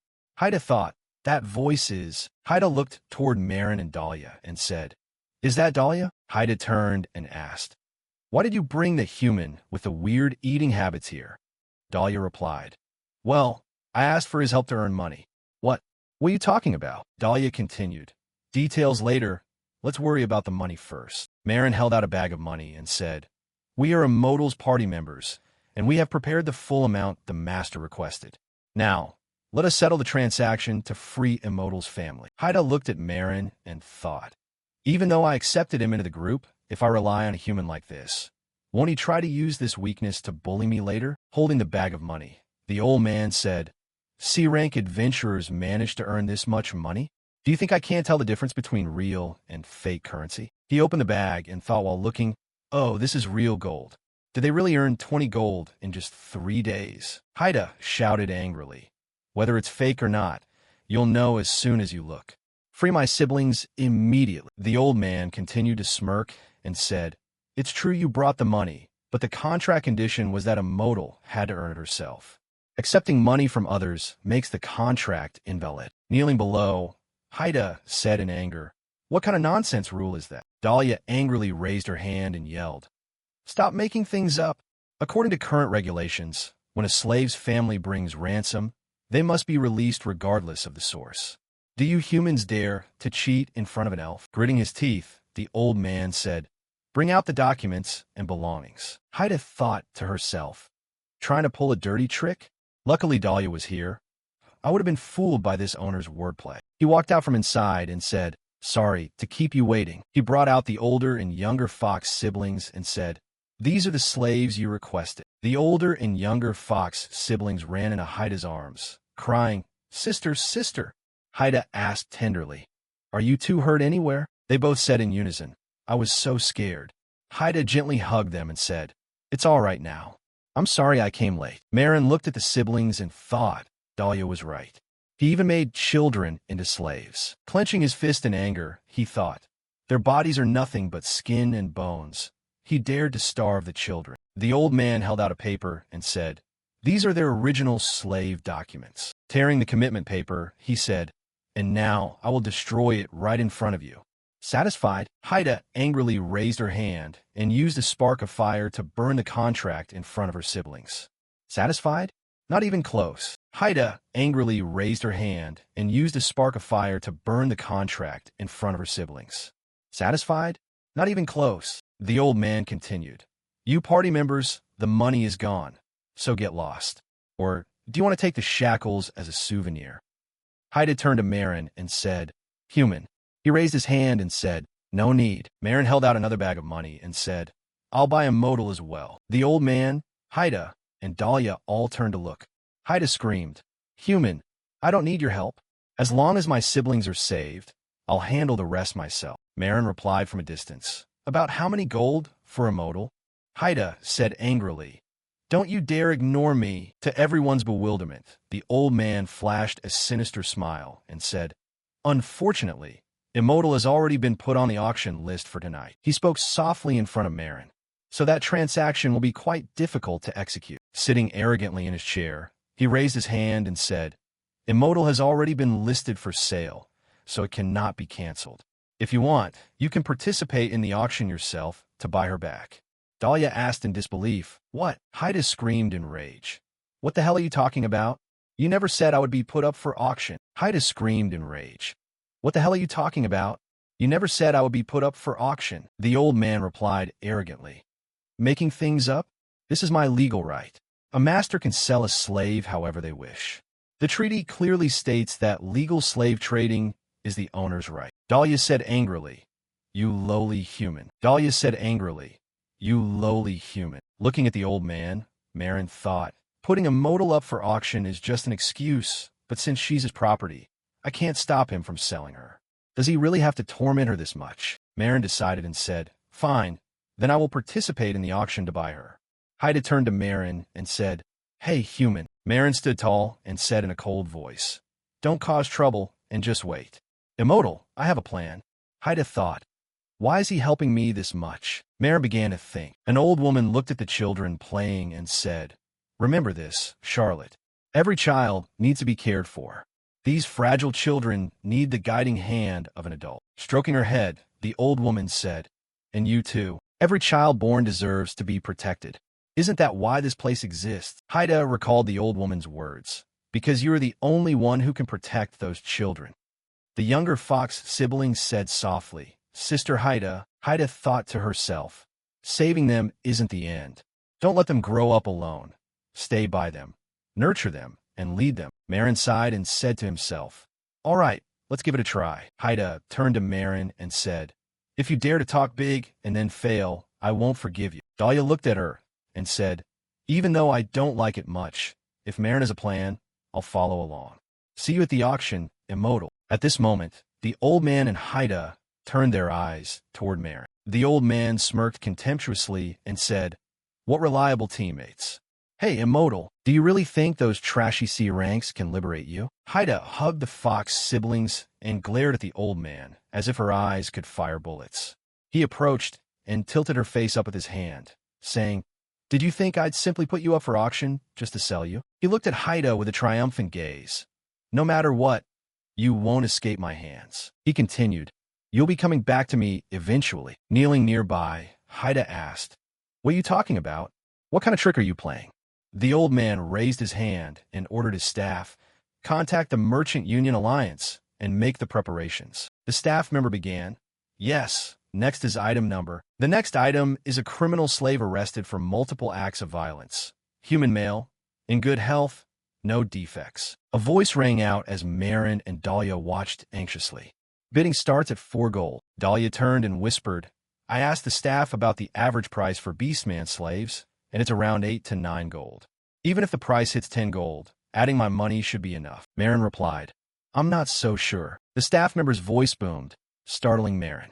Next is a demi-human. As the staff member brought Haida out, they announced, a werewolf from the frontier, a former gladiator with the title of Colosseum Hero, and also capable of using healing skills from the monk class. Haida angrily gripped her shackles and thought, the master definitely pulled a dirty trick. I have to let Dahlia know. The staff continued the introduction. Superior physical condition compared to humans, young, female. Looking down from above with satisfaction, the old man said, finally, it's her turn. He looked toward Marin and Dahlia and said, those C-rank adventurers have spent all their money. They probably only have small change left. From above, he continued to smile sinisterly. And they hope to buy a modal? How arrogant! The staff member shouted. The starting price for this item is 6 gold and 30 silver. Let the bidding begin. The staff pointed at the old man and shouted, yes, guest number 57, please place your bid. Dahlia looked back with a grave expression and said, damn, he bid first. The old man shouted a massive price, 20 gold. Dahlia turned and gasped in shock. What? The staff said, 20 gold. Such a staggering price right from the start. Haida thought to herself, 20 gold? There's no way he has that much money. The staff continued, is there anyone higher than 20 gold? Dahlia scratched her head and said, nonsense. I heard it was only about 8 or 9 gold. Now he's asking for 10 more gold. Such a huge sum. The staff member spoke upon seeing Marin raise his arm. Yes, guest number 21, please, Marin asked. May I ask what the bidding limit is? The staff replied, 30 gold for humans, a flat 50 gold for demi-humans. He thought, I see. Then Marin stood up, raised his hand high, and said, 50 gold. Dahlia looked at him in shock and asked, 50 gold? Didn't you only have 10 gold? Marin replied, I suggested 10 gold. I never said that was all I had. He continued, I never trusted that master from the beginning. The staff member asked again, did the guest just bid 50 gold, the demi-human limit? Another guest looked down at Marin and said, he doesn't look wealthy. Is he the type to bid and then pay slowly later? The staff member held out a hand and replied, I'm sorry. Our policy requires immediate payment. You cannot bid with money you don't currently have. Marin spoke clearly as he walked forward. Is that so? Dahlia asked. Hey, Marin, what are you planning to do? The staff member said in a panic. Hey, you can't just come up here on your own. Haida said weakly. Marin, what do you calculate? Marin took gold from his bag and tossed it to the staff, saying, is this enough now? The old man looked down from above, unable to believe his eyes, and said, impossible. How can trashy C-rank adventurers? Does he really have 50 gold? How? Haida's eyes widened as she said, I've been bought. The scene returned to the quiet night sky. Both Fox siblings ran out, reaching their hands and calling, Sister. Haida hugged the two siblings and said, you're both safe. That's wonderful. Now it's truly over. Finally, completely free. Dahlia crossed her arms and asked angrily, you guy, why didn't you say sooner that you had so much money? Marin replied nonchalantly, no one asked. Dahlia stood up happily and said, fine, a good ending is all that matters. Haida's voice came from behind Marin. She said shyly, truly, thank you, Marin. You saved not only my siblings, but me as well. I don't know how to repay you. At that moment, the Fox siblings under Haida's care caught a scent. They ran to hug Marin and said, there's a smell of meat. It smells so good. Marin asked them, are you hungry? Let's go eat. Haida asked Dahlia, what should I do now? I don't know how to repay Marin. Dahlia replied, don't think about it too much. She continued, he probably helped because he likes us as teammates. Just continuing to be a good teammate is enough. Haida said with eyes full of hope. I'll try. She then asked, by the way, there seems to be a rich, savory aroma coming from Marin's direction. What are you two eating? Dahlia turned and replied, huh? Eating what? She suddenly remembered and screamed. Wait, don't tell me. Dahlia ran up from behind and yelled, stop right now. Marin glass. Marin turned and asked, oh, what's wrong? The fox siblings began to take a bite and try it. The older sibling cheered excitedly. This is absolutely delicious. The younger one happily agreed. I've never eaten anything this good before, Dahlia screamed. What the hell are you feeding the children? Haida also said in unison. Huh? Is something wrong? Haida looked at the two foxes and said, oh, fried food. This should be fine. The kids have all their teeth. Besides, beastman digestion is top tier among all races. She continued. Furthermore, they're at a growing age, so they can chew and swallow anything except steel or monsters. Haida called from behind. Wait, Marin, what is this dish made of? He replied coldly. Happy meat. Haida called from behind. Wait, Marin, what is this dish made of? He replied coldly. Happy meat. Haida angrily stepped up and snatched the food away from the two. No, you kids shouldn't eat this. This isn't okay at all. The younger sibling looked at her and asked, why? It's good. It's so yummy. I want more. Haida looked and replied, no. Both siblings reached out and said, give me more. Give it here. The children noticed something and were startled. Haida looked at a tray of food nearby and thought. She thought to herself, all right, if I eat this and collapse, the children will be scared and won't ask to eat it anymore. Haida brought it to her mouth and thought, even if I die, I don't want to eat something disgusting like monster meat, but this is all for my dear siblings. She began to eat. Even if it were poisonous or whatever, she had to eat it and then roll on the ground. Haida suddenly discovered something. Dahlia screamed from behind. Hey, Modal, what's wrong with you all of a sudden? She asked worriedly. Don't tell me you're poisoned like Marin was last time? Haida thought, what? She stood up straight and thought, why the heck is this so delicious? The younger sibling pulled on Haida's pants and said, it's me to eat alone. I want some too. Haida looked at the plate of food and thought, this is the first time I've tasted meat this tender, chewy, rich, and well-seasoned. Is this really made from happy meat? Marin asked coldly from behind. Is it good? Haida hugged the fox siblings and said as she ran away, good? My foot. I won't forget this humiliation. Just you wait. Dahlia turned to Marin and asked, oh right, Marin. What's it this time? Marin turned and replied, from now until you pay back 70 gold, you must hand over 90% of your quest rewards to me. Dahlia gasped in response. What?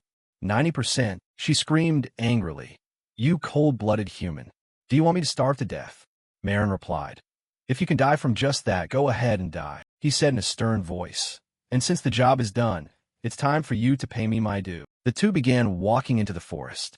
Is it necessary to come all the way to the forest at night? Dahlia led the way and said, there are too many people in the village. It's inconvenient. The environment isn't suitable for nature spirits. Marin followed behind and asked, but how can you grant an attribute blessing? Dahlia turned and said, it seems you know that's not something just anyone can do. First, take off that thick glove. To let the blessing soak in, you have to expose some skin. Marin took something out of his bag and said as he did, elves born in the forest receive a blessing from nature spirits at birth. The attribute of the spirit that blessed them also becomes their innate talent. Marin continued, that spirit accompanies them throughout their life as a guardian, and they can also ask that spirit to grant a blessing to others. He continued, but even though it's their spirit, they can only do it once in their lifetime, so they usually use it to exchange with a partner or give it to their children or a benefactor. Marin looked at the sky and said, I didn't realize it was so precious. Is it okay to give it to me? Dahlia looked with an apologetic face and said, Marin Glass, you are my benefactor. You've helped me twice to fulfill my lifelong wish of rescuing my people from humans. She began to gather energy and whispered, respond to my call, Sylph. Marin watched the surrounding scene in surprise. The wind suddenly blew hard. He reached out his hand and felt it, saying, even though I can't see it, this is the power of spirits. Dahlia recounted the past as she gathered energy. Long ago, humans kidnapped elves not just for their beauty, but because they wanted to steal this blessing by promising to free them from suffering. Most of my people endured torture with resilience to keep their pride. But after the treaty, When illegal slaves were liberated, the suicide rate among elves plummeted upward. She continued. The causes were all self-inflicted. Marin sighed. Dahlia looked at her arm and said, We elves have terrible memories. My relatives who returned after the treaty eventually went back to the World Tree because they couldn't bear those horrific memories. She reached out toward Marin and said, I absolutely loathe humans, the masterminds who ignored our era of suffering. If I could, I'd kill them all. Dahlia suddenly looked up at the sky and sighed. She blew the energy she had just accumulated toward Marin. A card from the system appeared, witnessed by the spirit. Compatibility with the wind attribute achieved. Current innate attributes, fire, wind. Marin looked at his hand and thought, I really do have an extra innate attribute now. Dahlia said coldly, Don't misunderstand, I still hate humans as much as ever. Filthy, greedy creatures willing to do anything for personal gain. She looked toward Marin and said, Granting you a blessing doesn't mean I've forgiven you, a human. The next day at the Hexalum Guild, Dahlia looked at Marin with arms crossed. Oh, you're here. Haida also happily raised her hand to greet Marin.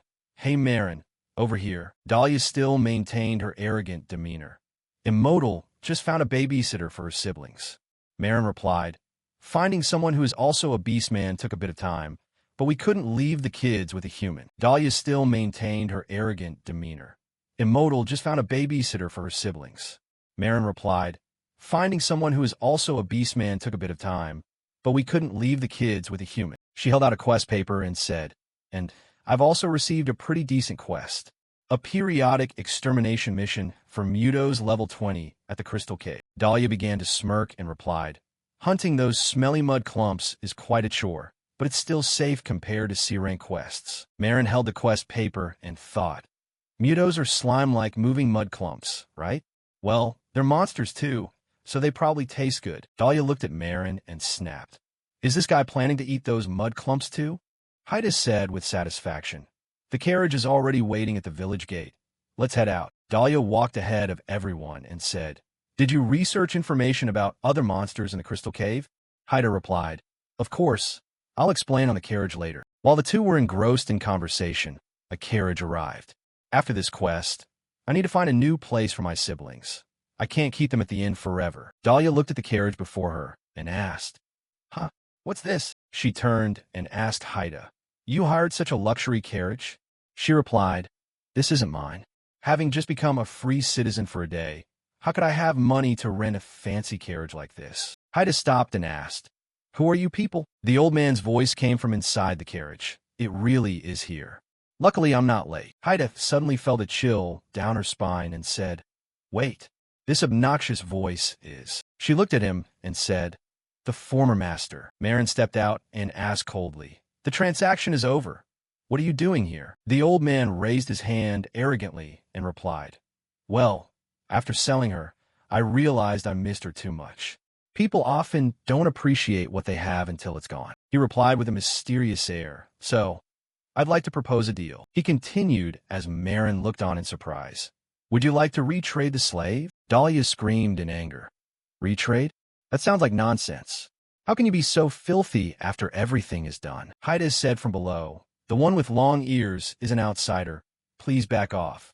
Immortal and I go way back. Don't look at me like that. Marin walked forward slowly and said, Both of my guards are over level 80. If they lose their temper, even I will have a hard time stopping them. Haida was startled and worried. 80. From a distance, the old man called out, Mr. Maringlass. He reached out his hand and said, I'll offer 100 gold. Please sell that slave back to me. Marin said decisively, No. The old man froze and thought to himself, Is he judging the price too low? I don't think that slave is worth any more than that. Dahlia yelled angrily, Shut your trashy mouth, you vulgar man. The old man continued to hold out his hand to bargain. How about 150 gold? Marin still replied coldly, Still no. The old man continued to increase the price, then 160 gold. Marin continued, No way. Haida shouted angrily, Even if you offer 100 million gold, Marin won't sell me. Haida shouted angrily, Even if you offer 100 million gold, Marin won't sell me. At this point, Marin thought and said, I'm a little tempted, Dahlia looked at Marin and screamed, "What are you daydreaming about? Wake up." He laughed and replied, "Just kidding." Marin continued, "The papers were torn that day, and I agreed to her being free. From the start, she hasn't been a slave anymore." Standing before everyone, he declared coldly, "There's going to be no deal with you. If a modal causes any more trouble, I'll step up as a teammate." The old man screamed in rage. "Those beggars really want to play pretend as teammates," he shouted. "You think I'm going to give up the fun of playing with that beast man?" he shouted. "You think I'm going to give up the fun of playing with that beast man?" Haida punched the old man, sending him flying into the sky. "I'm sick of listening to this," she barked angrily. "I'm not your slave anymore, kid. Don't you dare get disrespectful with me." As the soldier was drawing his sword, a voice came from behind him. "You really dare to draw that sword?" Marin spoke from behind. "You're going to die." The soldier thought to himself, "What? Not even a spark of magic. So how is this happening?" Marin slammed the soldier's head into the ground, leaving him in agony. He rushed forward, gripping his weapon and shouting, "Huh? You think you can be that reckless?" While pinning the soldier's head down, Marin picked up a stone and hurled it at him, forcing him to retreat. Suddenly, he coughed up a massive amount of blood. The old man couldn't believe his eyes and stammered, "No, it can't be. 2 level 80s, and yet." The soldier looked up at Marin and asked, What level are you?" He slowly replied, "Around 95. Haida said in shock, "That high?" Dahlia smirked and replied, "I knew he was strong, but I didn't expect that." Haida gave a sinister smile and patted the old man's head, saying, "By the way, we aren't finished yet, are we?" Terrified, the old man stammered, "Wait, hold on." The old man let out a blood-curdling scream. Dahlia glanced over calmly and said, "Immortal, the carriage is leaving soon. Let's end it here." Haida turned around with a triumphant grin and said, "Yeah, I'm finished here too." She skipped away happily, saying, "Your stomach is blown out, so let's never meet again." Dahlia followed behind, muttering, "Filthy humans." The old man thought to himself, "You bastards, you'll regret treating an adventurer like me this way. Once I escape and report back to the merchant guild." Marin walked up in front of the old man and said, "Hey, I've killed a few people lately, so it's been hard to find a partner." He spoke in a tone that scared the life out of the old man. Wiping out a merchant guild is easier than finding a new group, and it's honestly a huge pain. So stop bothering me. Marin kicked the carriage hard, terrifying the old man even further. He walked away coldly, adding, "This is your warning. Know your place." Returning to the cave, everyone had begun to arrive at the destination. Dahlia said in a panic, "They're weak to fire. Get the torches out." Haida and Marin stood back to back in a defensive stance. Thinking she was doing the right thing, she asked, "Like this?" "Here." Dahlia screamed at the top of her lungs, "Stop." The torch began to glow brightly. "Flame in." Dahlia barked angrily. "You bitch, did you seriously not bother to upgrade your skills?" Haida scratched her head and replied, "I was locked up forever, so I didn't have time to practice." Marin slowly stirred the bowl of sauce in his hands. Haida called out to Marin from a distance, "Is that even edible?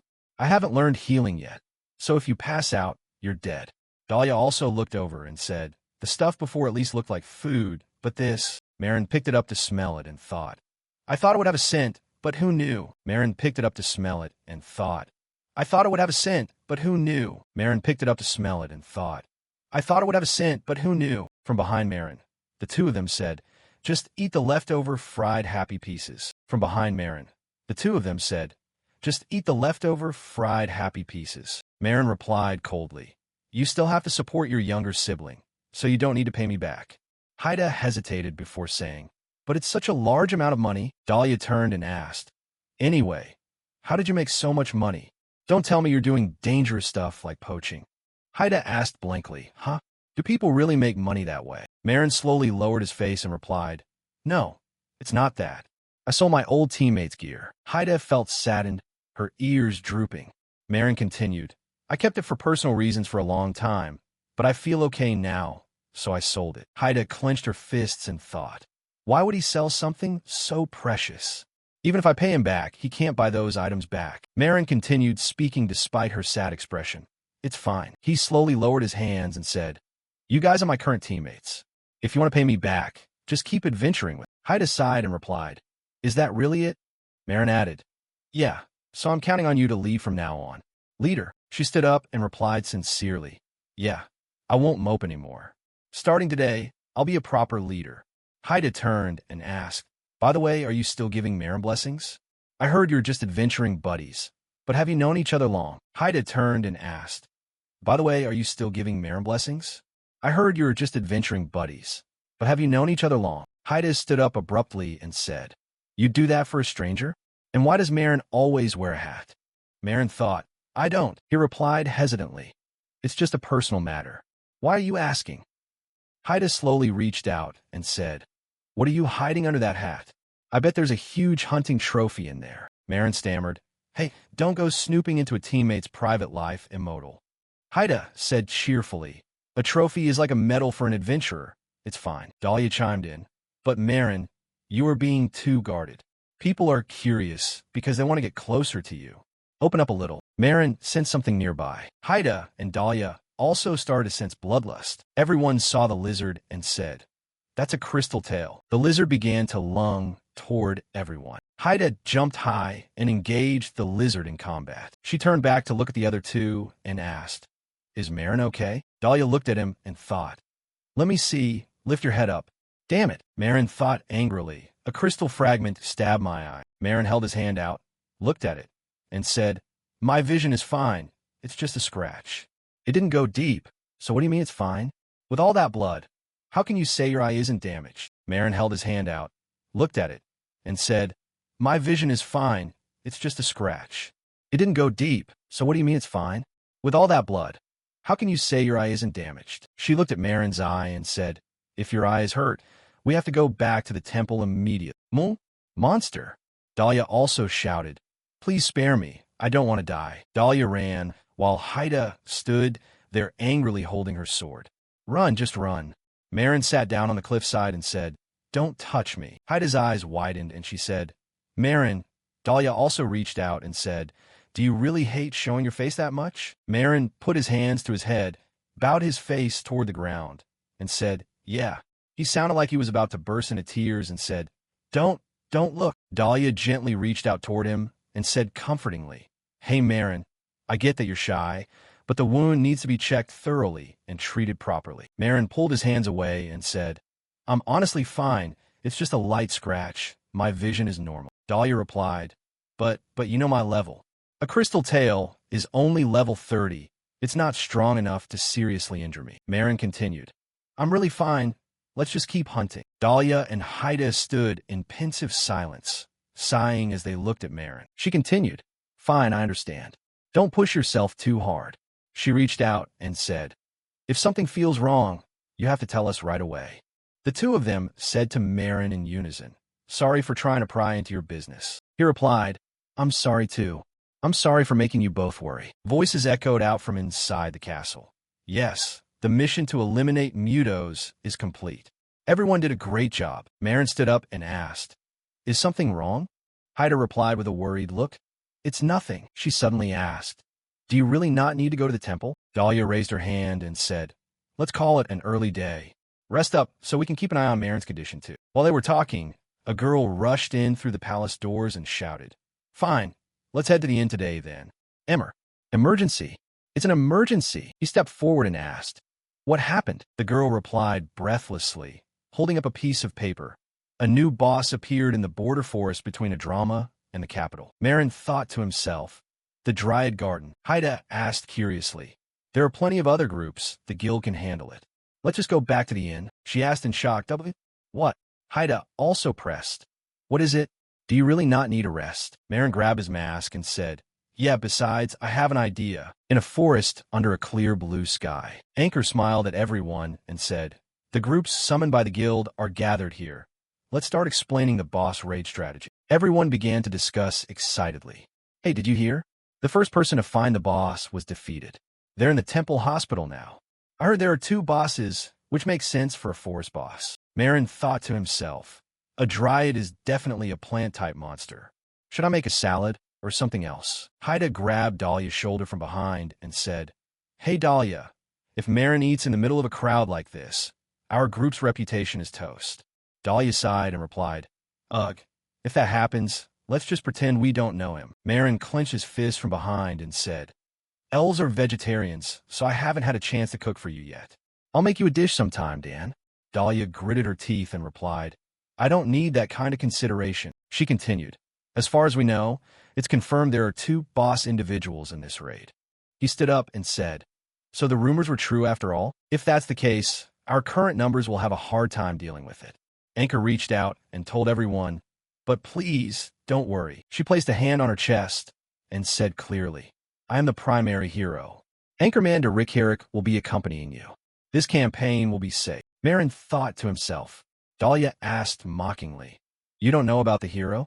You live in the forest and know even less than I do. She explained, hero is a general title for those who hold the hero in training rank. To show respect, people drop the training part and just call them heroes. But some people fear their appearance. Dahlia continued, the very existence of a hero is a prophecy of the rise of a demon king, the lord of all monsters. She went on, when that time comes, the heroes who stand against the demon king will be the saviors. So they always receive special privileges from the country or the guild. They have great reputations too. The system card displayed the information. Anchorman Rick Herrick, level 75, human, warrior class. Attack 831, defense 700, strength 97, intelligence 15, agility 25, luck 104. Titles: Intermediate Knight, Star of the War God, Combo Destroyer, Hero in Training, Conqueror of the Triangle Labyrinth, Defiler of the Imperial Tomb, Isola, Gatebreak. Dahlia thought to herself, so many conquest titles. That first title, she continued talking while thinking. I remember seeing a hero before. What, you know one? Of course, there isn't just one. Out of the 5 discovered heroes, the second was murdered, the 4th was killed by a monster, and now only 3 remain. Suddenly, Marin had a thought. Everyone saw bees flying toward them and screamed, they're coming again. Block them, don't let them escape. Dahlia raised her bow and fired at the bees. Haida used her bare hands to punch the bees. Marin also charged in with his sword, slashing away. A young boy looked at the people fighting the bees and said, those guys are pretty good. He replied, yeah, right? I was worried when I heard the group name was Chaos. Haida's ears caught the sound of people praising them. She smiled triumphantly and said, our group name is getting famous. Dahlia remained serious and said, this isn't fun at all, so focus on the fight. She continued, according to the plan, the hero and the B-rank group will take down the bosses one by one. Our job is to handle the surrounding monsters. Got it. The demon flowers information appeared. Dryad, level 58, attack 388, defense 332. Denny rubbed his arm and said, damn it, the B-rank group's reputation is gone. We have to hold it off until the hero finishes off the other one. Anchor stood with her sword, blocking the demon flower. She began to dash toward the demon flower at lightning speed, carrying her flaming sword. Their eyes met, and Anchor said, let's end this here. She flew past the demon flower with thousands of slashes and said confidently, done. Denny smiled and said, as expected of a hero, taking down a high-level boss alone? That's incredible. Anchor smiled at the praise from the crowd. She looked at the remaining demon flower and said, only one left. She spoke into the radio, saying, why is it so noisy? Do these monsters actually have a sense of camaraderie? Dahlia replied, who knows? Once the hero gets here, it'll be over quickly. Another demon flower began to unleash its moves toward the 3 of them. Denny said in a panic, what is this? As she ran from these things, she cried out, help me. Marin began to think to himself, damn it, does the boss have multiple lives? In this dungeon, maybe he thought about the next monster and said, do we have to kill both bosses at the same time? He gradually realized they had to kill both at once. The monster, the crazed master of the flower garden, had abandoned her remaining life force in the agony of losing her mate. From the dryad flowers pouring out in despair, a thick scent of blood filled the air. Level 70, attack 44, defense 44. Level 70, attack 44, defense 44. Dahlia asked, Marin, what the hell is this thing? Marin warned, don't touch it. The boss has gone berserk. Everyone retreat now. Heisu peeked over and announced its level had risen to 70. With everyone's average level, they couldn't face it. I'll hold it back. Everyone retreat immediately. The vines are still spreading. Someone cut them. Screams continued to ring out. This side was also in a critical state. Someone go support the other side. She briefly thought that it was their mediocrity that led to this mess. Before the guild ordered the assembly to break the new elixir, a smart person like me had already gathered enough info about the boss from the bandit gang. The boss's location, the number, and the method of killing both at the same time. I only passed on part of the info. I didn't lie. Charging in with blind faith in me was just stupid. He slowly approached, muttering, "Now, a hero like me will finish this up." "Huh, you bastard." A notification appeared. Hit by a high-level curse. Unable to use skills or weapons for 10 minutes. Is this a curse skill? A long vine wrapped around Hao's leg, making her think anxiously. Why didn't I hear that this boss had a curse skill? Since when did it? The demon flower used the vine to hurl her into the air and then drag her across the dry, withered ground. I tried to find a way to escape, thinking she could just chop through some stupid vines. The demon flower continued to drag and attack her frantically, leaving Hao unable to resist and completely stunned. Everyone fled in a panic, shouting, "The hero is down. Retreat immediately. The campaign is a failure." Marin observed the scene, thinking that if it continued like this, there would be heavy casualties. The demon flower continued to attack wildly. Marin stood deep in thought, wondering how much he should hold back his strength. Then he drew his magic sword. He mused, "I'll just do enough." The demon flower charged forward with a fierce face to attack. It let out a few roars, baring its sharp teeth.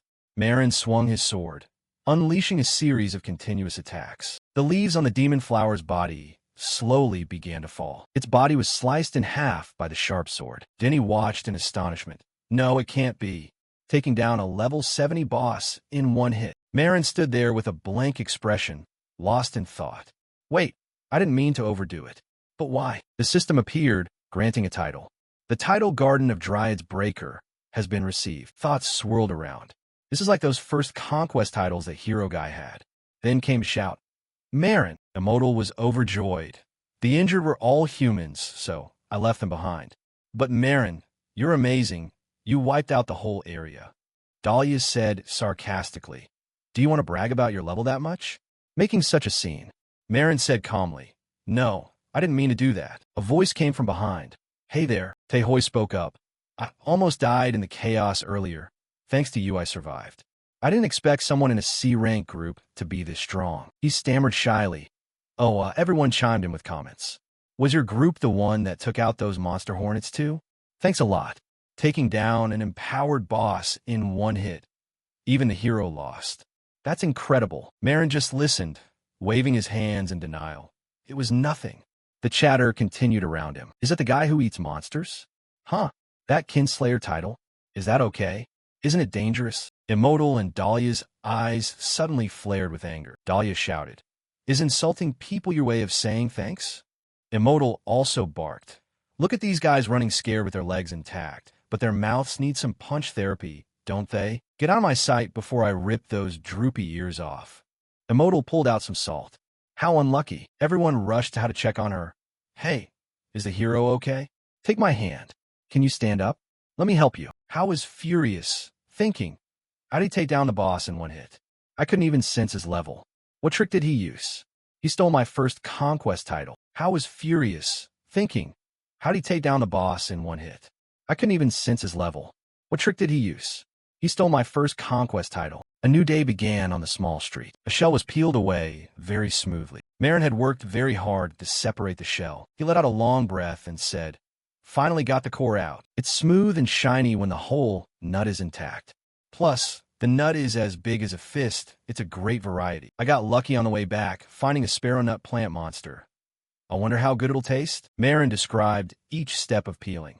First separating the hard outer shell, then using his hands to peel away each thin inner membrane. The steps were carried out skillfully, and the peeled nuts were put into boiling water to be blanched. Marin continued. Don't let them cook too long. Just take them out halfway. While the nuts are boiling, prepare another pot with water and sugar. Turn up the heat to make sugar syrup. Yeah, this much should be enough.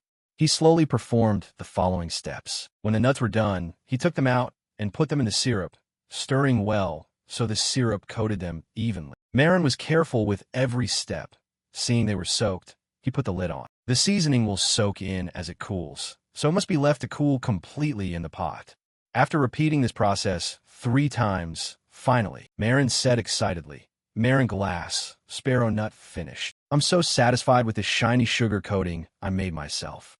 Plus, each nut is a perfect bite-sized piece, the best. So, what does monster fruit taste like? He slowly put a small piece into his mouth. Immediately, Marin fell into an indescribable state. His mind was filled with that explosion of flavor. The layered sugar syrup perfectly preserved the rich sweetness of the sparrow nut, which was evenly soaked, soft, and chewy. It was so delicious he had to shout. It was like high-end chocolate. I can't enjoy something this good all by myself, Dahlia said in shock. Visiting me in the middle of a night like this, is it another of your monster cooking projects? Marin replied gently. Vegetarians can eat fruit too. She said helplessly. It's not about fruit or being vegetarian. I've told you so many times. Oh, fine. What about Immortal? Immortal frowned and refused. Immortal doesn't like sweets, and the kids are sleeping, so giving them sweets isn't a good idea. Dahlia had a forced expression. Marin asked, Are you really not going to eat? She said regretfully, Damn it, I'll eat it. Whatever. I feel so bad that you stayed up late making this, so I'll close my eyes and take one bite. Dahlia winced and took a bite. She suddenly froze, her eyes going wide. Dahlia thought, Is this really a monster fruit? It's so sweet, fragrant, and soft. Plus, the aromatic syrup with its rich flavor pairs perfectly with the chewiness. Marin saw her expression and asked, Hey, is it good? Dahlia said in surprise, I'm just not used to the sweetness. You humans. She offered some praise. It's a pure flavor. What's the name of this dish? He replied calmly, Marin glass. Dahlia didn't forget to question him. Who names a dessert after themselves? Marin immediately explained. It's more like the other way around. But Dahlia, you really like sweets, don't you? She said while enjoying it. Is there a problem? My master taught me to restrain my desires. Back home, I rarely even got to eat sweet raspberries. He asked, Your master was strict, huh? Dahlia expressed, Yeah, because he's very serious. He's still in the service as the captain of the forest patrol back home. Master Jose. Suddenly Marin grabbed her hand and interrupted her, making Dahlia call out in confusion. Marin continued, Pink hair, right? The weapon used is a water attribute spear. Dahlia was surprised, huh? What? How do you know? Marin made an offer. Can you take me back to your home forest tomorrow? A fresh atmosphere in the central region of the continent. Slow footsteps walking through the forest. Marin suddenly stopped under a large canopy of leaves. The great forest of Israel. I once took on a mission here with a close friend, a mage among my old teammates. That person was an elf. But unlike their kin, they used a spear, which made them unforgettable to me. Who would have thought that person was actually Dahlia's master? He pondered as he walked. Even though he had asked Dahlia many times to confirm if it was the same person, he couldn't help but wonder, what if she doesn't remember me? Suddenly, Marin froze when he caught sight of someone's back. Rose turned around with a stern expression. She spoke, a human wearing a helmet as tall as his kin, but with a slender build. I heard you were desperate to meet me, weren't you? State your name. Human. Marin hesitated and stammered, letting out a small sob with every breath. Marin, no, it's me. Charlotte. It's been a long time, hasn't it? Rose. Upon hearing his answer, Rose smirked with utter contempt. She let out a loud laugh. Charlotte, that's a name I haven't heard in a very long time. Have you been living well lately? I don't even know how long it's been. Marin thought to himself. Thank goodness, she still remembers me. He slowly stepped closer to her and said, It's good to see you're still looking healthy. Suddenly, a blade swung out violently. Rose barked in a serious tone. Now, listen to my question. Just what kind of person are you to dare claim a past relationship with me and try to deceive me? Charlotte? Yeah, I did have a friend by that name once, but that was over 100 years ago. How could a human live that long? If you really are Charlotte, then tell me. What name did I used to call him? Marin stood in silence for a long time. Rose spoke up again. Are you really not going to consider our offer at all? Master Charlotte. Past images and a gentle voice resurfaced in his mind. The offer to join our party. It's rare to find a powerful shield knight like yourself. Marin had hurriedly declined. No need, but the persistent pleas kept coming. Don't refuse so quickly. Just try traveling with us for a month. Kara's was still trying to convince him. Wait a second. If you agree to come with us right now, you'll have the chance to meet many other races. Are you still not interested? Rose got agitated. Huh? Are you planning to sell me out now? Marin asked. That group had an elf. He gave a forced smile and said, "Not our group, but she's my best friend, Master Charlotte. You once said you wanted to meet other races." That shameless mage. Kara's introduced them. "Rose, this is the Shield Knight, Charlotte." Rose caught an attitude and thought, do those from outside the forest go crazy the moment they see an elf? This guy doesn't seem very reliable. But Marin still shook her hand and said in an affectionate voice, "Rose, I am Charlotte." Rose grumbled, "Charlotte sounds too flowery and long. It's inconvenient. From now on, I'm calling you this." Marin's voice suddenly rang out, bringing everything back to the present. "Latte. If the name is too long, just call me Latte for short." Rose was lost in thought for a long time. Is this guy really Charlotte?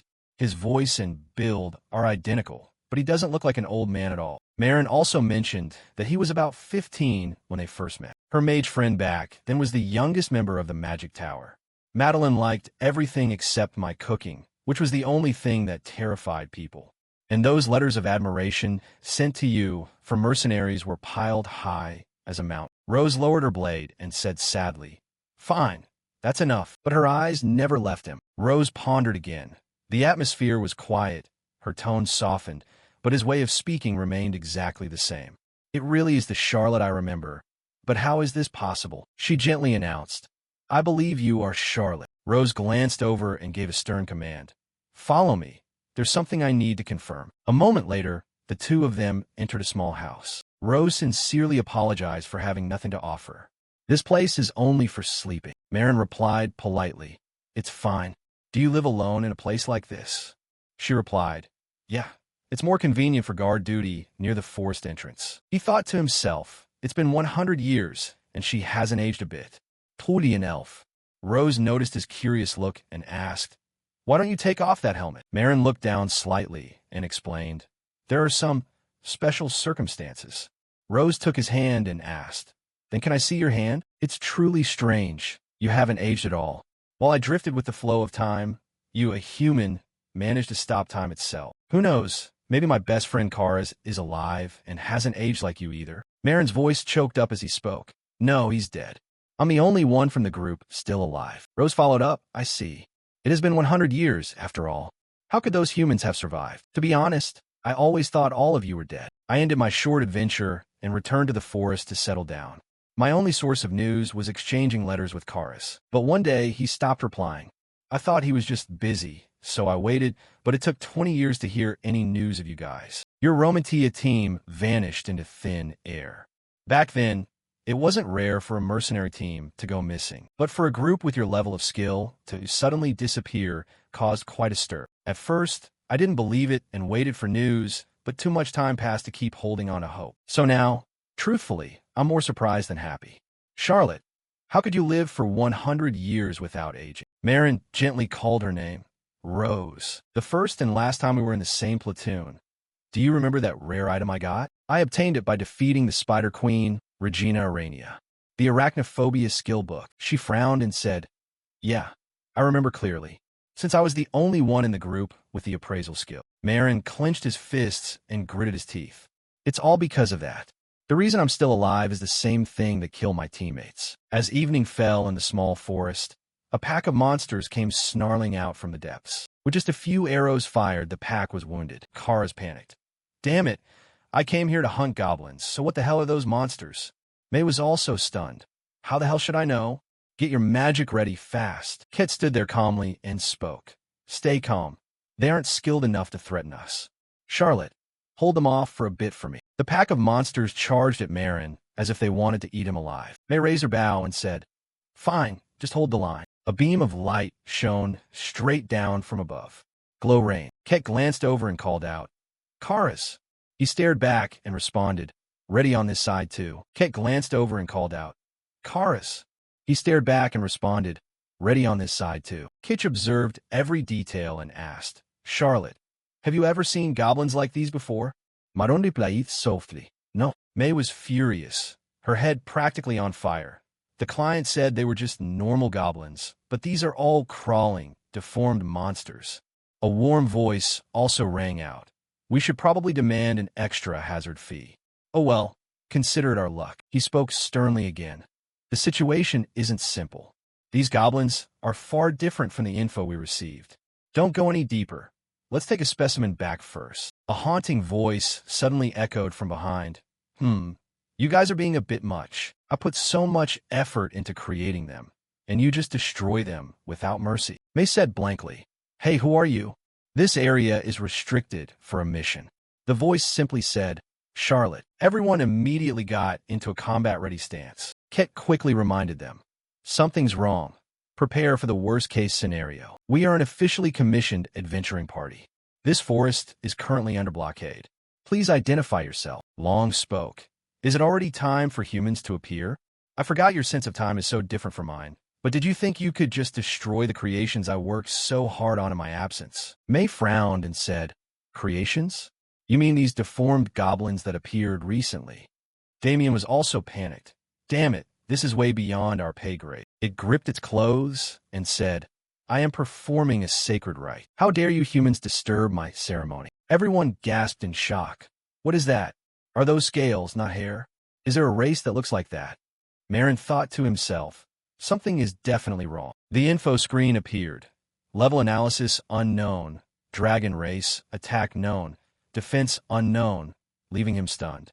Huh? What? A dragon. Suddenly, an attack sent dirt flying everywhere, and a patch of ground abruptly shattered into pieces. Marin fell straight into the deep underground as voices screamed out. Charlotte!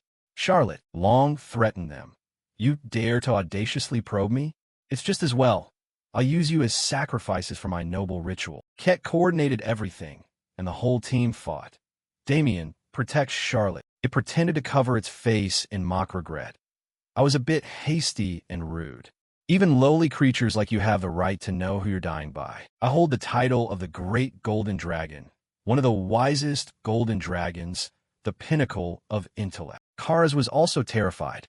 The dragon May spoke up with a warning. Focus. Don't take your eyes off it. We don't know what it'll do. He thought for a second. Even Charlotte was taken down in one hit. It's definitely a real dragon. We have to run. I'll use magic to blind it first. However, Long realized the plan and acted. So you're a human mage. How arrogant. Amidst the shouting, May angrily raised her bow and cursed. You damn monster. But Long only needed to lift a finger to take her down. Ket was anxious, his thoughts racing. I can't see or hear anything. Is this the power of a dragon? Ket stared with wide, pensive eyes. If this keeps up, the whole team will be wiped out. What do I do? She briefly thought it was a relief they were both still breathing.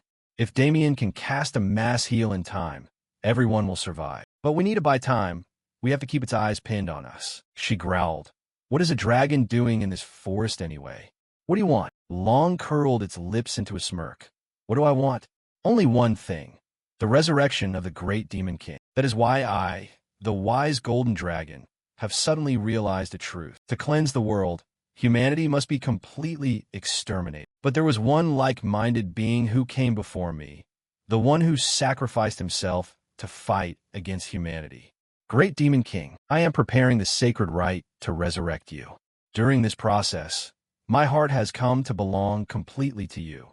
When you return, I will become your partner, and you shall belong to me. That's right, I am a golden dragon in love. Now, I am Salvatore, a dragon driven mad by love. Dick cursed angrily under his breath.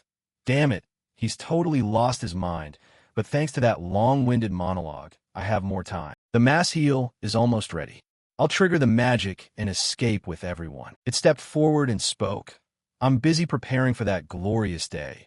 I don't have time to play with the likes of you. Damien was immediately taken down as screams rang out. Damien, it continued. Did you think I didn't know about that mediocre trick? She seized the opportunity to attack from behind. Long pointed a sharp finger downward, and immediately she also fell into the abyss. Long laughed triumphantly and said, You die like vermin.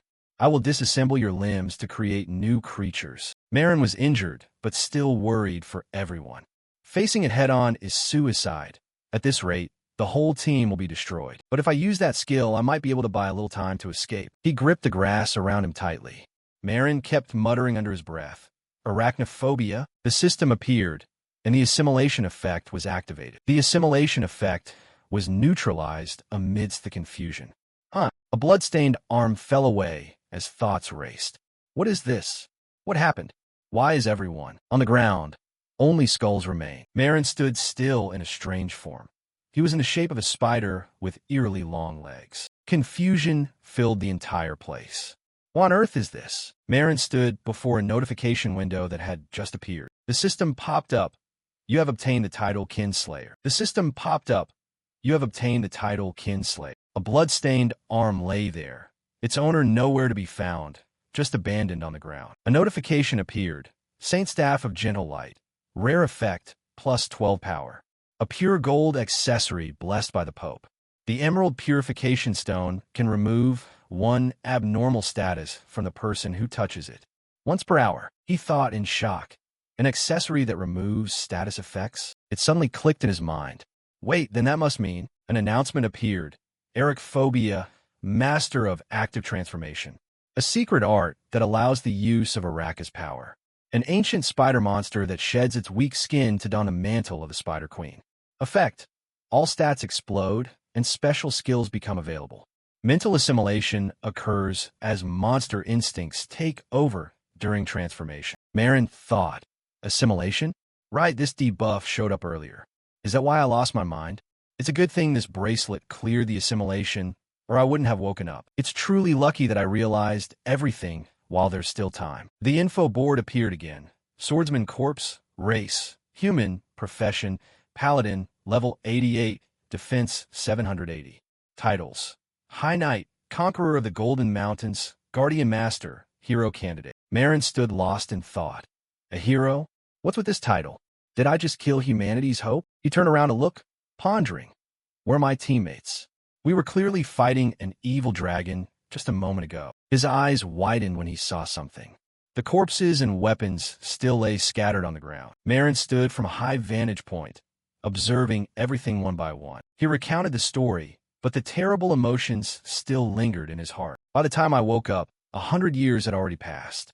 Friends like Kara's, my teammates, and so many others. I don't even know how many people I've killed.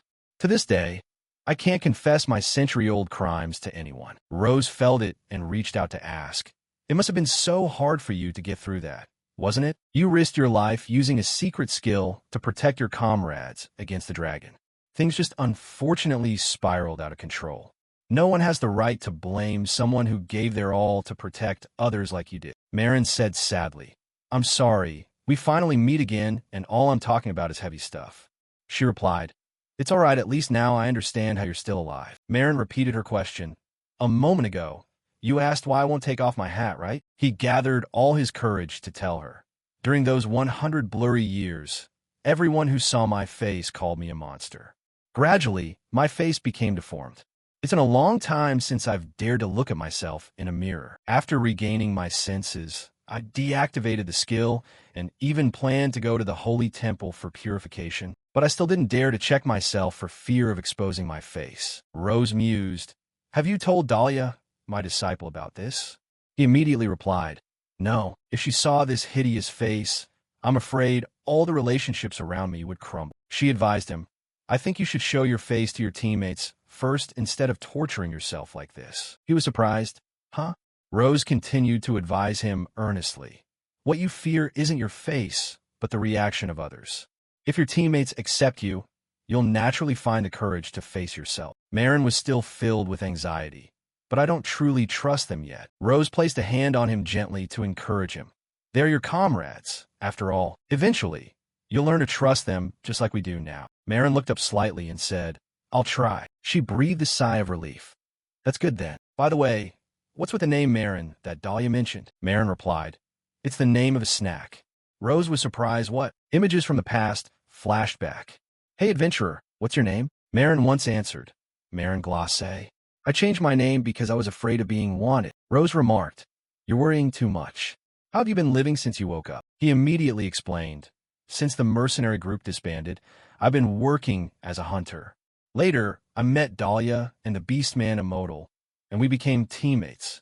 Dahlia is a great archer now. She was so stubborn as a kid. When I taught her stances, she'd just say it was her master style and wouldn't listen. 100 years passing has made you smile more, hasn't it? You used to be so cold and cranky. She turned her face away. Everyone changes over the years, even elves. A moment later, she said goodbye. Thanks for taking the time to talk with me. I'll drop by another time. Yeah, Marin replied politely. Just don't wait another 20 years to come back. Rose said her farewell. Take care, Charlotte. I mean, Marin. She mused. Charlotte, huh? You say you don't trust your teammates, but they might trust you more than anyone else. Now, it's all up to your heart. He thought for a second. Will there be a day when I can let Dahlia and Immortal see this face? Do the years really sharpen a person? Can I actually change? Night fell, and a small light was turned on inside the house. Immortal shouted in a rage. That damn hero, he's seriously obnoxious. Marin walked in. I just got back. What are you getting into? She snapped. Oh, Marin, you're back? You should know I brought back some roasted chestnuts today. Dahlia gasped.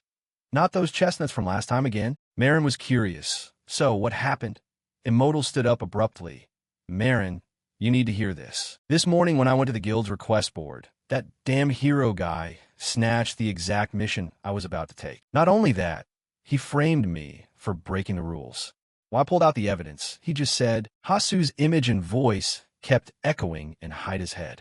Oh, sorry, I got a bit confused. I'm a hero. How could I have done that on purpose? It drove her crazy. She already hated humans, but now he was being petty and cowardly, which was beyond annoying. Instead of going back to the capital, he keeps following us and picking fights. Dahlia let out a long sigh and said, He's just using childish tricks. Marin, I think he's even spreading rumors that you don't have a nose. Immortal kept shouting. It's so childish. What kind of hero is he anyway? Word is he's pulled this kind of prank on quite a few people. Marin pondered. It seems we've caught the eye of a total weirdo. She suggested. A hero messing with people like that? Marin, let's just go catch him. Marin glanced over and noticed the kid running that way with the chestnuts. He saw two figures stealing the chestnuts along with Haida's frantic voice. No, you guys run. Get out of here fast. But those two kept enjoying them. So sweet. This is amazing. Even sweeter than corn. Immortal immediately pushed them outside. Hey, don't eat those like that. Spit them out. But they were stubborn. No way. They're delicious. Dahlia closed her eyes tightly and said in frustration, Forget it. He won't stay here forever. Just be patient. If heroes are this long-lived, then... Marin spoke up. Hey, Dahlia, tell me about the heroes who died. She was puzzled. You mean the fourth hero who was killed by monsters? He replied, No, the second hero who was assassinated. Could the first hero have done it? A petty guy like him is capable of anything. Dahlia shook her head violently. No, he's petty, but he doesn't have the guts for something that big. You can tell by his childish revenge tactics. He was extremely curious. Then who killed him? The first hero died from mistake in a dungeon, but he seemed strong no matter how you looked at him. Dahlia continued. Well, it's not official information, but there's a rumor. Hearing that made Marin even more curious. A rumor? Dahlia hesitated. The person who killed the second hero was... She gathered the courage to say it. The third hero. Dahlia confirmed that the suspect in the murder of the second hero was indeed the third hero. Marin was shocked. A hero killing their own kind? She continued to explain the whole story. Everyone thought it was nonsense, so it remained just a rumor. But people didn't suspect him for no reason. The day the second hero died, a massive lightning bolt struck the capital. Strangely, the sky was clear that day, without a single cloud. So, it could only have been man-made lightning. At the same time, the third hero was known as a master of lightning, but his personality was the total opposite of his power. He was a madman who would burn people alive with lightning just for disagreeing with him. Even though he was a hero, everyone avoided him. He was probably the only hero feared by the people. The court announced that the second hero died in battle against assassins targeting nobles, but the public believed it was the third hero's doing. There were rumors that anyone who dared to accuse him would be ruthlessly hunted down in revenge. Immortal suddenly shouted, I've never seen a decent hero. If I see that first hero again, I'm going to pull out all his hair. Dahlia tried to stop her. Knock it off. He's still a hero. If we start trouble, we'll face national punishment. Marin remained lost in his own thoughts. Oh, by the way, he asked, that hero has a lot of titles for being the first to conquer dungeons, doesn't he? The information appeared clearly. Anchorman Jelisaric, level 75, race, human, profession, warrior. Attack 831, defense 700, strength 97, intelligence 15, agility 25, luck 104. Titles: Intermediate Knight, Star of the War God, Party intruder, hero candidate, conqueror of Labyrinth Sat, intruder of the deserted tomb, conqueror of Isoan. He seemed confused. Does he think I stole his titles? Immortal was also surprised. First conquest titles? Dahlia continued her explanation. There's a rumor that the condition to become a hero is owning a first conquest dungeon title. All previous heroes had one. She was still fuming. So that guy hates the idea of new hero candidates appearing, and he wants to hoard all the first conquest titles for himself. Dahlia agreed. That makes sense, Marin. He thinks you stole the Dyrad Garden title, so he's causing trouble. He's targeting our whole group because you're a teammate, Marin thought. What's the problem with more hero candidates? Isn't that a good thing? He said aloud. Is he that proud of the hero title? A helpless voice rang out. How should I know? Immortal turned to scold. I told you to stop already. Marin fell back into a silent space, remembering Rose's words. Someday you'll trust them just like we do now. Of course, no secret lasts forever. Eventually, the truth will come out. But even if this decent-looking face is actually a monster, will they still treat me the way they do now? This question was too difficult to answer. I just don't know. The scene shifted to a desolate place, lit only by an eerie green light. Immortal was startled as information appeared. Mutant slime. Level 39 monster. Capable of transforming parts of its body into sharp spikes and lunging at prey with incredible elasticity. Dahlia immediately drew her bowstring. I thought slimes were just like sponges. I didn't expect a mutant. Immortal added. Don't block my view. It's hard to aim. Marin charged forward, mentally activating a fire enchantment skill. Sparks of fire surrounded him. Marin thought for a moment. This is completely different from the slimes we know. Could this be a sign of the Demon King's resurrection? If so, we might have to face that evil dragon again sooner or later. What if we're backed into a corner like last time? Immortal and Dahlia are weaker than my old teammates in Romantia. Yeah, if that happens again, I'll... But it seemed he was wrong.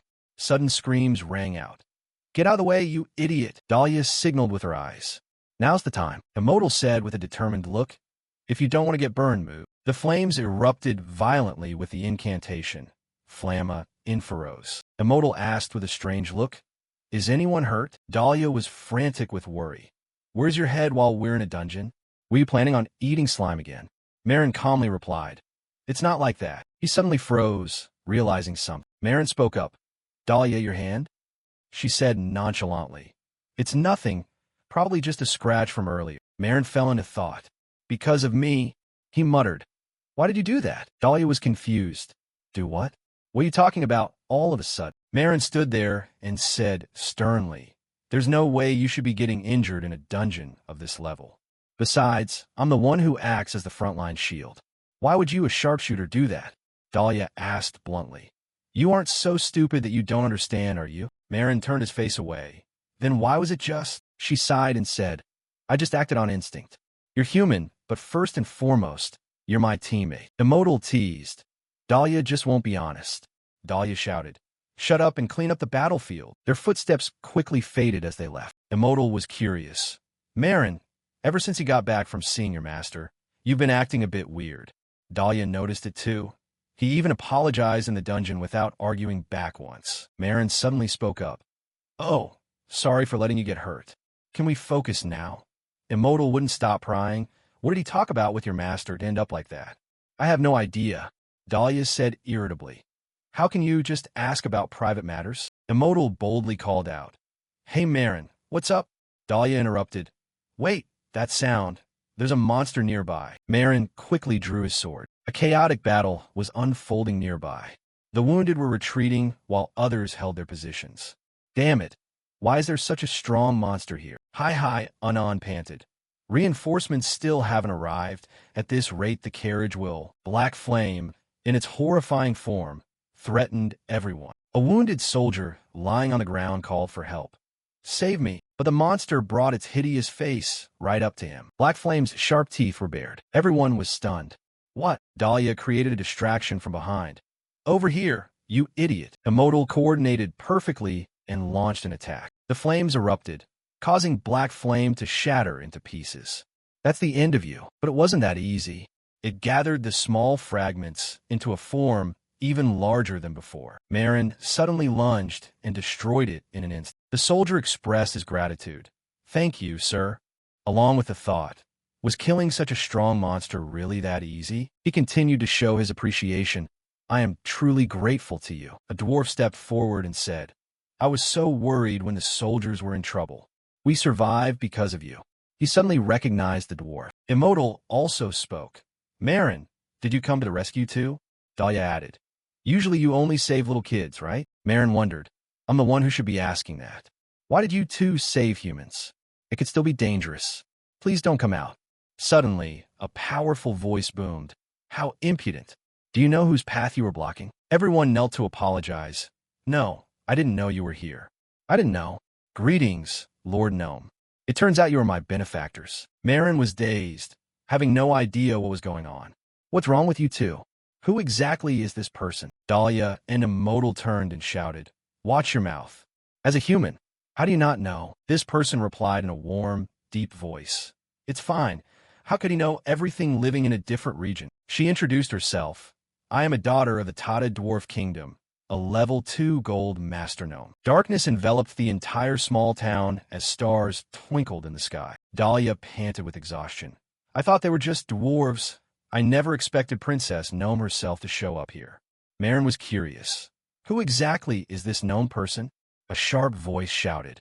How dare you speak so disrespectfully? She's a princess of the Dwarf Kingdom. So, you knew from the start she wasn't human? Of course, you could tell just by looking at the bone structure. Dahlia sighed and continued explaining.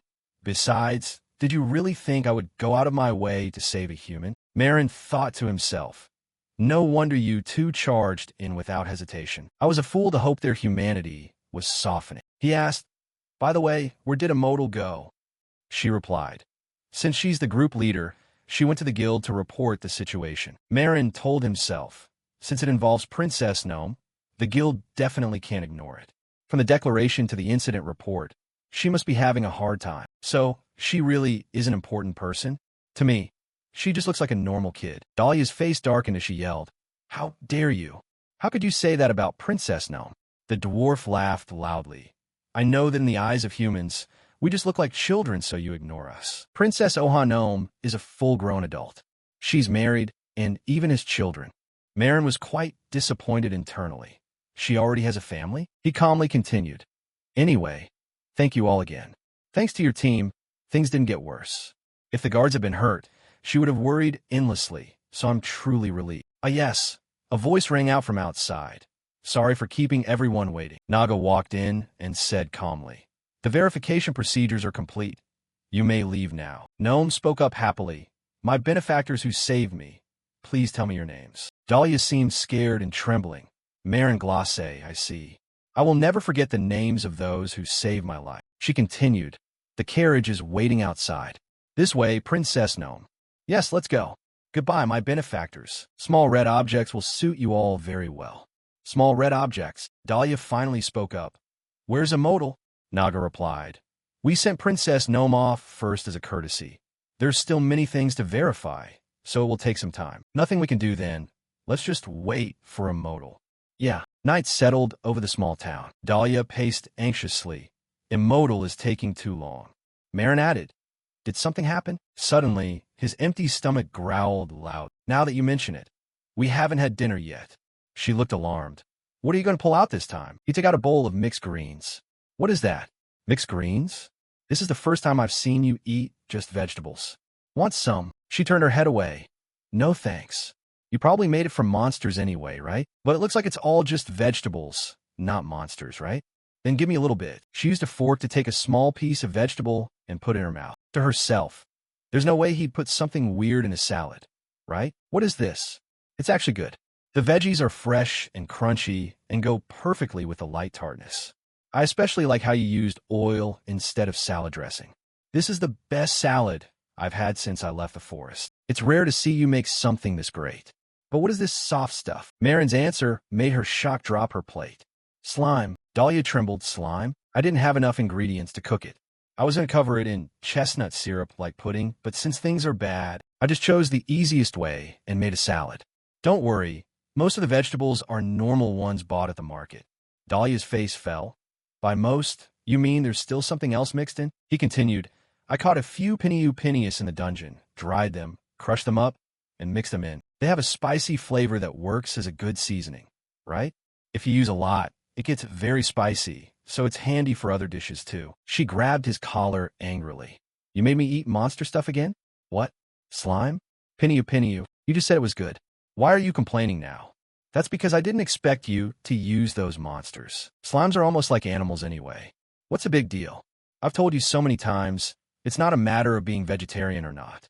You humans. Immortal walked in looking tired. I'm so bored. Naya, why are you two being so loud in the middle of the night? You're late. Did something happen? Reports, paperwork. There was so much red tape I'm exhausted. Naya, you should be grateful Immortal handled all that. Anyway, I have something important to tell you.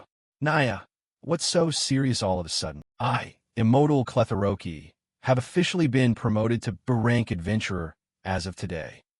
Naya, what? Helion Halim suddenly spoke. So you're the chaotic group that saved the dwarf princess?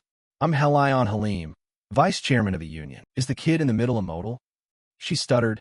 Yes, that's me. This is your B-rank certificate. Keep it safe so you don't lose it. I expect you all to continue achieving great things. She cheered excitedly. I'm finally B-rank. Naya, just one more step to A-rank. Dahlia chimed in. Wait until I catch up before you start bragging. Dahlia, by the time you get here, I might already be A-rank. Naya, he continued. Do you guys know the criteria for team rankings? It's not time to celebrate yet. Naya, team rank criteria is, he explained, in an official team with members of different ranks, the team rank is determined by the lowest rank member. Even though you've reached B rank, those two are still C rank, so the whole team stays at C rank. Dahlia was curious. So we have to rank up quickly to become a B rank team? Once we hit B, we'll aim for A rank immediately. Marin spoke up. I have a question. He thought he was being a nuisance. What now? The dragon that attacked a drama 80 years ago. Do you have any information about the golden dragon? That happened before I was born, so I'm not sure. But I've heard plenty about how terrifying that event was, so I know a little bit. Dahlia and Immortal listened intently. Daisy will know better. She's the longest-serving staff member at this guild. Daisy spoke up. I'll lead the way, follow me. Thank you so much, ma'am. Halim sat lost in thought in his office. He kept repeating Marin's name over and over. Marin Glass.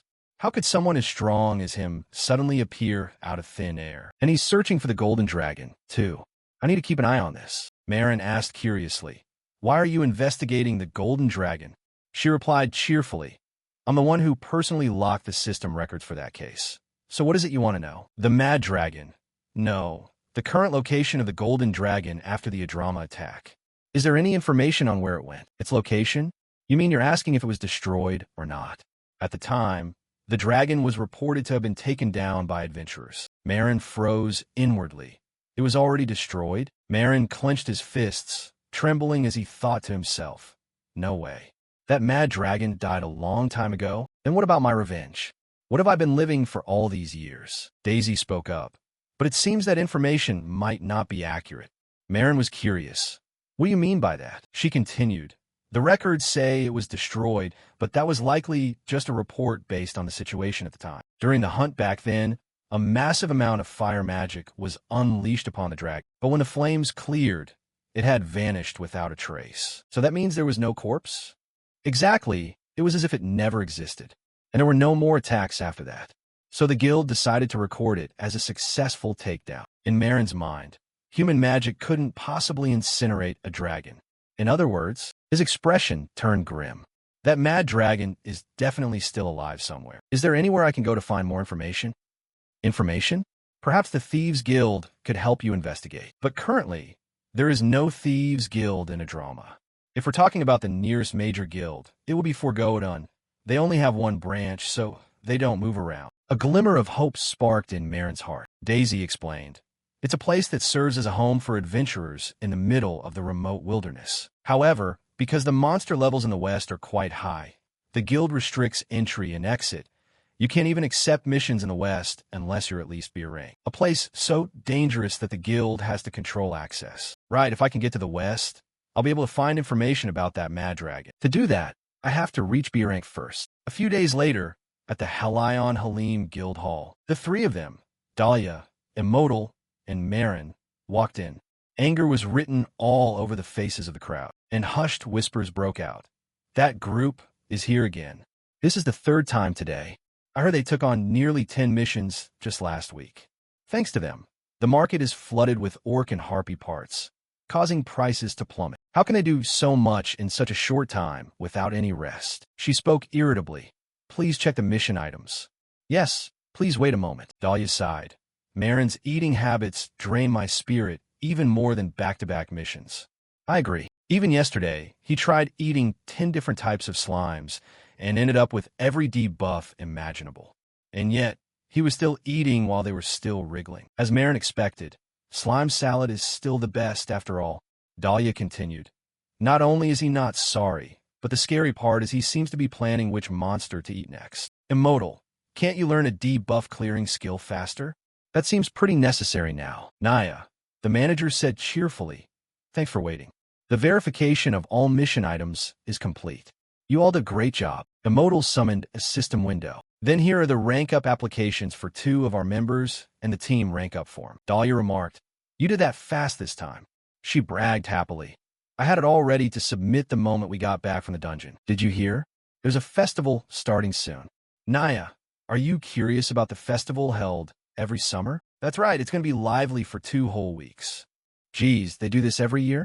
Why do they put in so much effort? It's perfect timing since I was planning to take a break anyway. We've been rushing around nonstop lately, so let's just relax at the festival. Dahlia agreed. I'm down. We've been only resting on weekends late. Marin thought to himself, the Sun Festival. After all this time, they're still keeping it going. He felt a pang of sadness as he remembered the past. If he remembered correctly, he used to wander around and watch the festivities back then too. The staff member spoke. The members of the rebel team have been confirmed. Nia, could it be? Marin Glass. Both of you have met the requirements for promotion. You can now advance to B rank. There's just one final procedure left. Oh my god, that's such great news. Someone stepped forward, their voice dripping with excitement. Sounds like I'm about to be overtaken. It was Hal. He was cheerful, but Dahlia couldn't contain her irritation. He continued, Fight? What fight? I just stopped by to acknowledge everyone's achievements. Someday you guys will reach A rank like me. Marin turned away, thinking, it's best not to interact with a crazy person. He kept prying. By the way, since you're hitting B rank, isn't it about time you showed everyone your face? I've been curious for a long time. A powerful individual appears out of nowhere like he fell from the sky, yet no one knows what you look like. Hal's face darkened with a sly look. From B rank onwards, you're basically the core strength of the guild. If you can't show your face, how can anyone trust you? Dahlia screamed angrily. Don't give me that crap. Why are you suddenly demanding to see his face? It's none of your business. She added. Are you still obsessed with Marin's face? Hal laughed it off. Am I wrong? Why are you two reacting so violently? Immortal warned. Don't touch my teammate's face. What's going on? Come to think of it, has anyone ever seen his face? No, it really is strange. The monster-eating thing is weird enough. The staff member cut in apologetically, stuttering while everyone was arguing. But the hero has a point, sirs. Say what? That's why we need to record physical appearance and identifying features during registration. So there's no other way? Dahlia thumped her chest reassuringly. I'm an elf, and I'll personally vouch for his identity. Isn't that enough? The staff member interrupted. Even if you say that, rules are rules. Then he turned to Marin. If going public is too difficult, you can just show it to us receptionists. What is that supposed to mean? How mocked? Is the Helion Halim Guild officially planning to hide the face of a dangerous person? If it's a dangerous individual with an unknown identity, don't the other adventurers have a right to know his face for their own safety? Exactly. There are rumors that Guy in the Hat used to target only rookie groups to kill. Just because he's been quiet and taking missions doesn't mean his criminal record vanishes. Now that you mention it, that's actually terrifying. Dahlia gritted her teeth in anger. In her mind, that bastard, he's trying to stir up a panic. He continued to provoke them. If there's no reason to hide your identity, then there's no reason you can't show your face, right? Immortal turned to advise Marin. Marin, don't listen to that scoundrel. Naya, we'll find a way to prove your identity no matter what it takes. Suddenly, Marin whirled around and brushed her hand away. The two of them worried. Marin, are you okay? Hey, Marin. Marin's hot tears fell onto the cold floor tiles. No. He tried to suppress his tears in desperation. Please don't. Looking at the trembling Marin, Immortal worried. Marin, what's wrong? Dahlia added. Your reaction is getting too suspicious. Hao let out a mocking smile.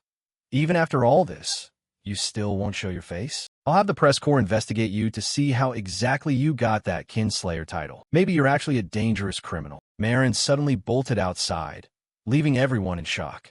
Wait, Marin. Immortal snarled at Hao in a rage. You human piece of trash. You dare insult my teammate? If you got the guts, say one more word and I'll take your head off right now. Hao laughed maniacally. For human haters like you, your own actions aren't exactly noble either. Immortal's eyes darkened as she prepared to strike, but Dahlia held her back. You, Dahlia, don't stop me. Enough, Dahlia said sternly. There are too many eyes on us right now. Our team will be in trouble if you attack another adventurer. You're the captain, so don't forget the team's goal. She snapped. But Dahlia, this human bastard did that to our teammate. She sighed. I know, but not now. Marin shook behind a door. His teammates were more important. He kept picking up speed. In his mind, why am I running so fast? I know I'll cause trouble for my team if I run away, but he didn't know how long he ran until his legs felt like lead. Marin trembled as tears of resentment poured out. Under the dim night sky, he whispered, I have to leave this place. He quietly walked to a pile of ruins, changed his clothes, returned to a drama, and then silently changed again. What is this? Is there something on my face? Could it be? Thinking this, he put his mask on. Does my face still look like a monster's? Even if everyone on the team is B rank, if the application isn't approved, the team can't rank up. But if I show my face to everyone, he thought of the insults and mockery people would throw at him. What's that? It must be a monster. Are you kidding? What's with that face? How does a monster dare walk into an adventurer's guild? Is it a shapeshifter? Catch it, call the guards now. He imagined the horrified looks on Dahlia's and Immortal's faces when they saw his face. If that happens, I can never go back to the team. I have to go. Suddenly, a voice called out. Someone's calling for you, Marin Glass. Dahlia rushed after him, huffing and puffing, and then threatened him. If you run again, I'm shooting a tracking arrow into your leg. Let's talk for a second. As night fell, inside a house, Dahlia and Immortal looked at him with angry eyes. Marin just sat there, head bowed in silence. Dahlia spoke up, breaking the awkwardness. I don't blame you for running away, sorry. But how long do you plan on avoiding this? Aren't you going to tell us why you won't let anyone see your face? Immortal added, at least give us a reason, otherwise we can't find a solution. Come on, speak up. Marin spoke with a trembling voice. I was involved in an incident before, and because of that, I received the kinslayer title. Before that happened, I had never killed anyone. But ever since that incident, I feel like my face has been deformed into a monster's. From then on, I thought anyone who saw my face would react the same way. A hideous monster, something like that. That's why I was afraid to show my face to anyone, including you guys. If someone found out my face was a monster's, it would cause trouble for you, my teammates. You guys are aiming for A rank, right? I don't want to ruin your goal. Dahlia interrupted him. Wait a second. Marin, what are you talking about? Before things get worse, it's best if you guys find a new member. She jumped up and slammed the table. Stop talking nonsense. What new member? Why are you deciding things on your own like this? Dahlia also blurted out. So all this time, you thought we were that insignificant? We even accepted your human origins, for God's sake. He remained calm. You might think you won't care right now, but once you see this hideous face, you'll change your minds immediately. The two of them looked at each other, confused. Dahlia plopped down in her chair. Being human is ugly enough as it is, so I don't care what your face looks like. Immortal placed her hand on hers. Dahlia is right. Eating monsters is already crazy enough, so being ugly is no big deal. We don't even mind that you're human. Whether that skin is a hideous monster or whatever, we're still going to be in the same squad as you. It's always like this. Even though I've been betrayed and deceived by sweet words before, I still want to believe one more time. Then can you promise? You won't run away or scream when you see my face. Dahlia's voice was resolute. Fine. I swear on my honor, I won't do that. She added, me too. I swear on the name of our sisterhood. Marin's hand trembled as he reached for his mask. Then, he slowly took off the mask. His face left Dahlia and Immortal stunned, with a hint of shock. On a beautiful day, with bright sunlight shining on the house, people were gossiping. Did you guys hear?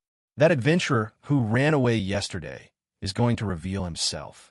Is he actually a wanted criminal? The elf and beast man in his group are famous for hating humans, so there's a good chance he isn't human either. Are you stupid? He has the kinslayer title. so he's definitely human. The elf and beast man in his group are famous for hating humans, so there's a good chance he isn't human either. Are you stupid?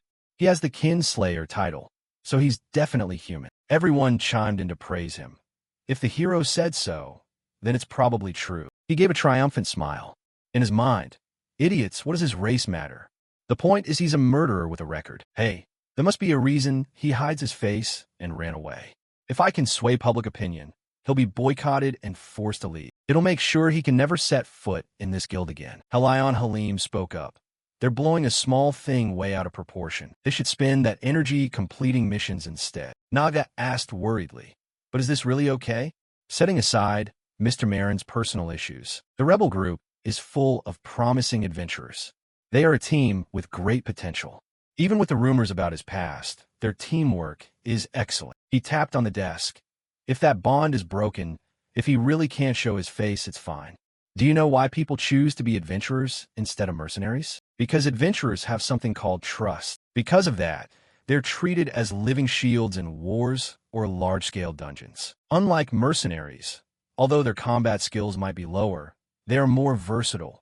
Adventurers handle everything from investigations to hunting, and their crime rate is lower. So it's no surprise that many mercenaries switch to being adventurers, and the guild grows by exploiting this. I don't like that hero guy either.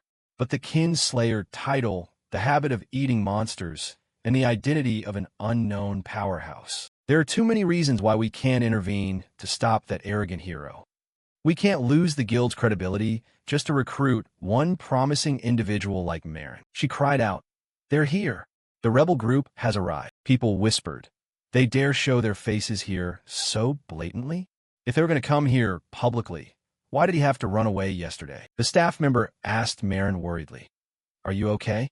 You ran away before, so why show up in front of the crowd now?" Marin just stayed silent, head bowed. A hand was placed on his shoulder. "Don't worry, Marin," Dahlia comforted him.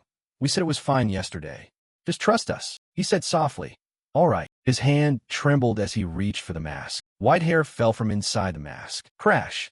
A glass cup fell to the floor and shattered. Everyone's jaws dropped in shock, rendered speechless.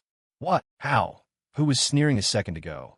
Thought, even if his face is hideous, reacting like that in front of someone is just rude. But a second later, his eyes widened in shock.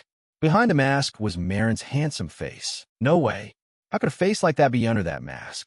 He's human, right? That's a face no one has ever seen before. Where did he really come from? Is he actually male? He's prettier than most of the women here. The modal was calm. It's normal. Everyone is overreacting.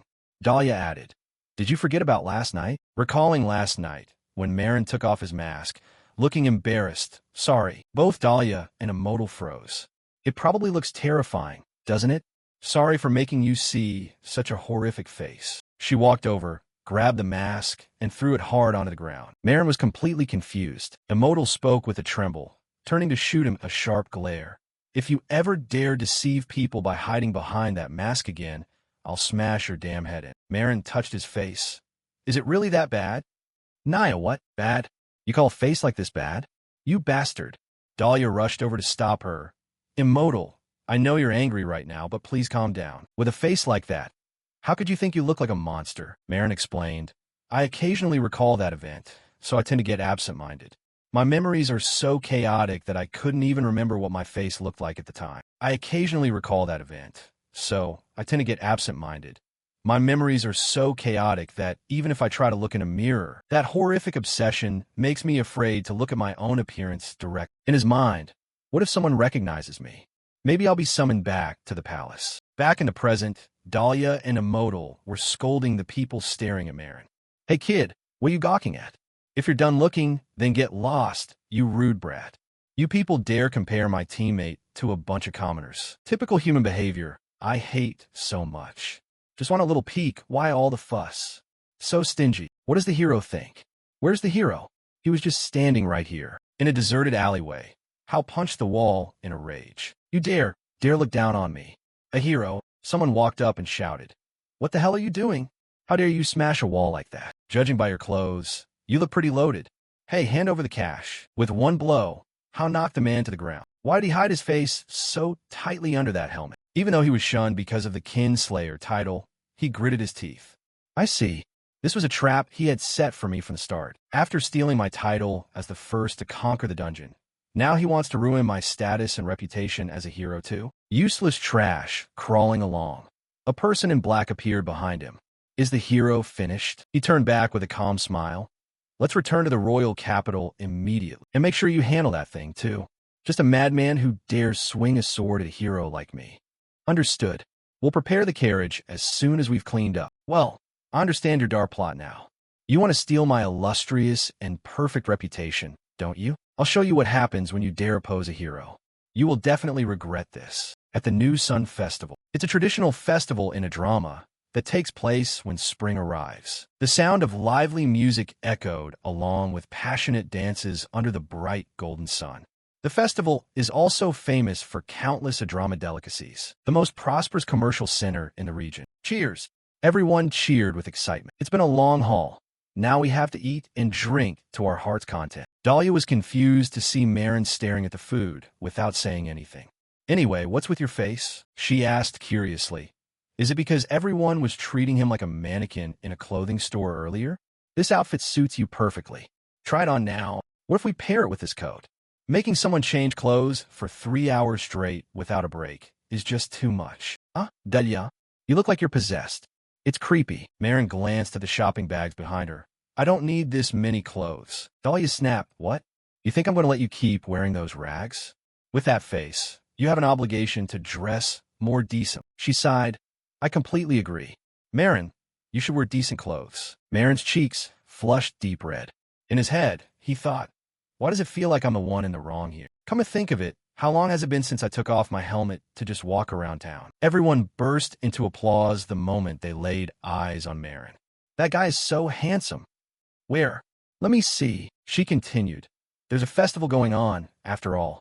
You should take this chance to learn a thing or two about fashion from Dahlia. She barked at him when she saw Marin reaching for his mask. Hey, why are you covering your face? Take that thing off right now. It's going to make the sake taste bad. Dahlia added. I went through all that trouble to do your makeup. Now you're just going to hide it? I'm offended. He's just used to wearing that rusty old helmet for so long. He needs some time to adjust. Dahlia comforted Marin. You'll get used to it. Don't worry. With a face like that, you can stand tall in front of anyone. The lyrics of a song rang out. Old Man Lucky is drunk as can be. Old Man Lucky drinks his beer and falls fast asleep. Red nose, bushy beard, drunk as a skunk. Old Man Lucky drinks his beer and falls fast asleep. Little girl from my dreams, come and dance with me. You remember the old days. The sister once asked him, Marin, why are you just standing there watching? Why don't you dance? He replied, well, I don't know how to dance. Then the sister reached her hand out to him. That's perfectly fine. The sister looked at him with a kind, joyful face. Festivals are for everyone to have fun. You don't have to be good at it. Just let yourself go with the music. Come on, let's dance together. The sister pulled him along to play with the other children. Old Man Lucky drinks his beer and falls fast asleep. Red nose, bushy beard, drunk as a skunk. She asked curiously, Marin, what are those people doing? He replied, it seems to be a folk song, and they're dancing along to the melody. Dancing? That looks like a blast. Maybe we should give it a try, too. Dahlia sighed. Why on earth do we have to imitate humans? You're the only one who knows how this works. Marin, teach us. I'm not a very good dancer. It doesn't matter. Festivals are for everyone to enjoy themselves, right?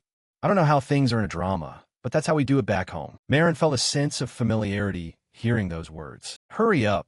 The music is almost over. Wait, don't pull me. Emodal flipped Marin's mask away. If you want to dance, you got to take this thing off. The children turned to look at him, wearing bright smiles. That guy's so handsome. Come dance with us.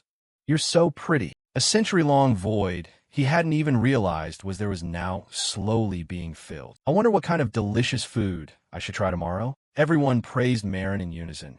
That guy dancing over there is really good looking, isn't he? Marin, why are your dance moves so dorky? I told you I didn't know how to dance. Hey, Chaos Crew. Daisy came running over in a hurry. So this is where you guys were. I've been looking everywhere for you. We're taking a break from our mission to get some rest. Daisy couldn't stop gushing. Oh my gosh, Marin, I never realized that besides your armor, everyday clothes look so good on you. Marin shyly covered his face. Dahlia said helplessly, she's already seen you, so why are you still trying to hide? It's not an emergency, but I have something I want to give to all of you.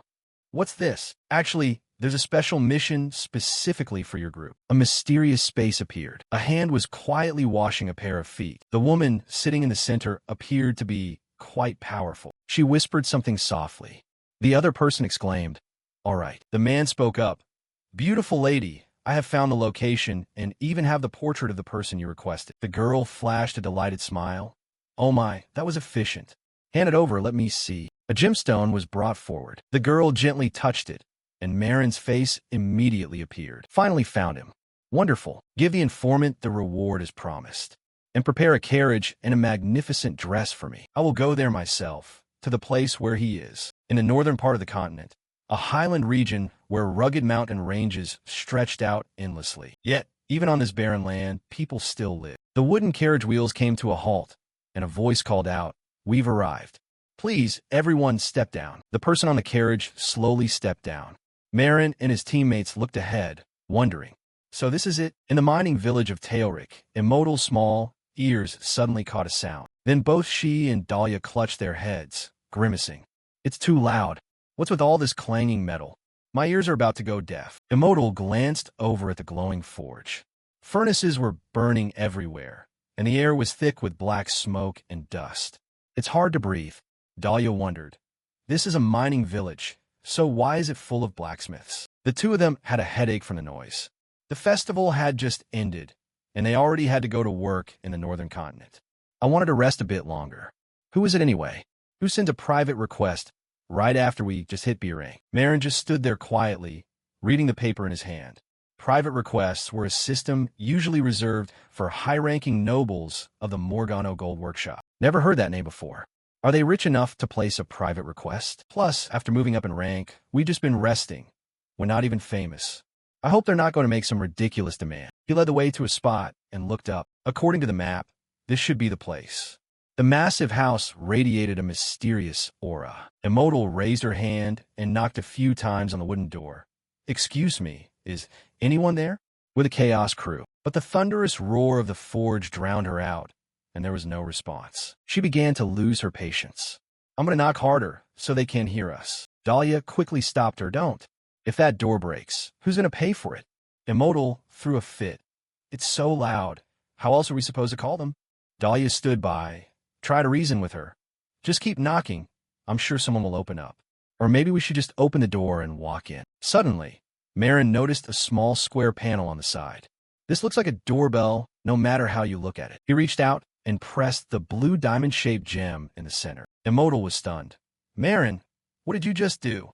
He pointed to the panel and replied, "There was a button next to the door, so I thought I'd try pressing it." Just then, the door swung open. "Who is it?" An old dwarf appeared. He looked at them and said, "An elf, a beast man, and a human. You must be the Chaos crew, right? We've been expecting you. Please come inside." After inviting the three of them in, the dwarf told them, "Please wait here. She'll be out in a moment." Immortal lowered her head, letting out an awkward little cough. "To be honest, that doorbell is way more complicated than it needs to be. We almost broke it." Suddenly, a voice replied, "That technology hasn't been commercialized yet. Sorry for the inconvenience." A gnome stepped out with a soot-stained face. "Thank you for accepting my summons." When the good-hearted folks saw her, they couldn't hide their shock. "Is that the Lady Gnome?" Dahlia and Immortal immediately dropped to their knees. "Lady Gnome, why would someone like you summon the likes of us? We are so honored. We will work with all our hearts and souls." The gnome waved her hand and laughed. "I told you there's no need for such formalities. Please, make yourselves comfortable and let's chat." A moment later, a pot of hot tea was brought out. The gnome took a slow sip of her tea. Immortal asked cautiously, "Lady Gnome, why did you call for us?" She spoke seriously and clearly. "I called you to help gather materials for weapon crafting.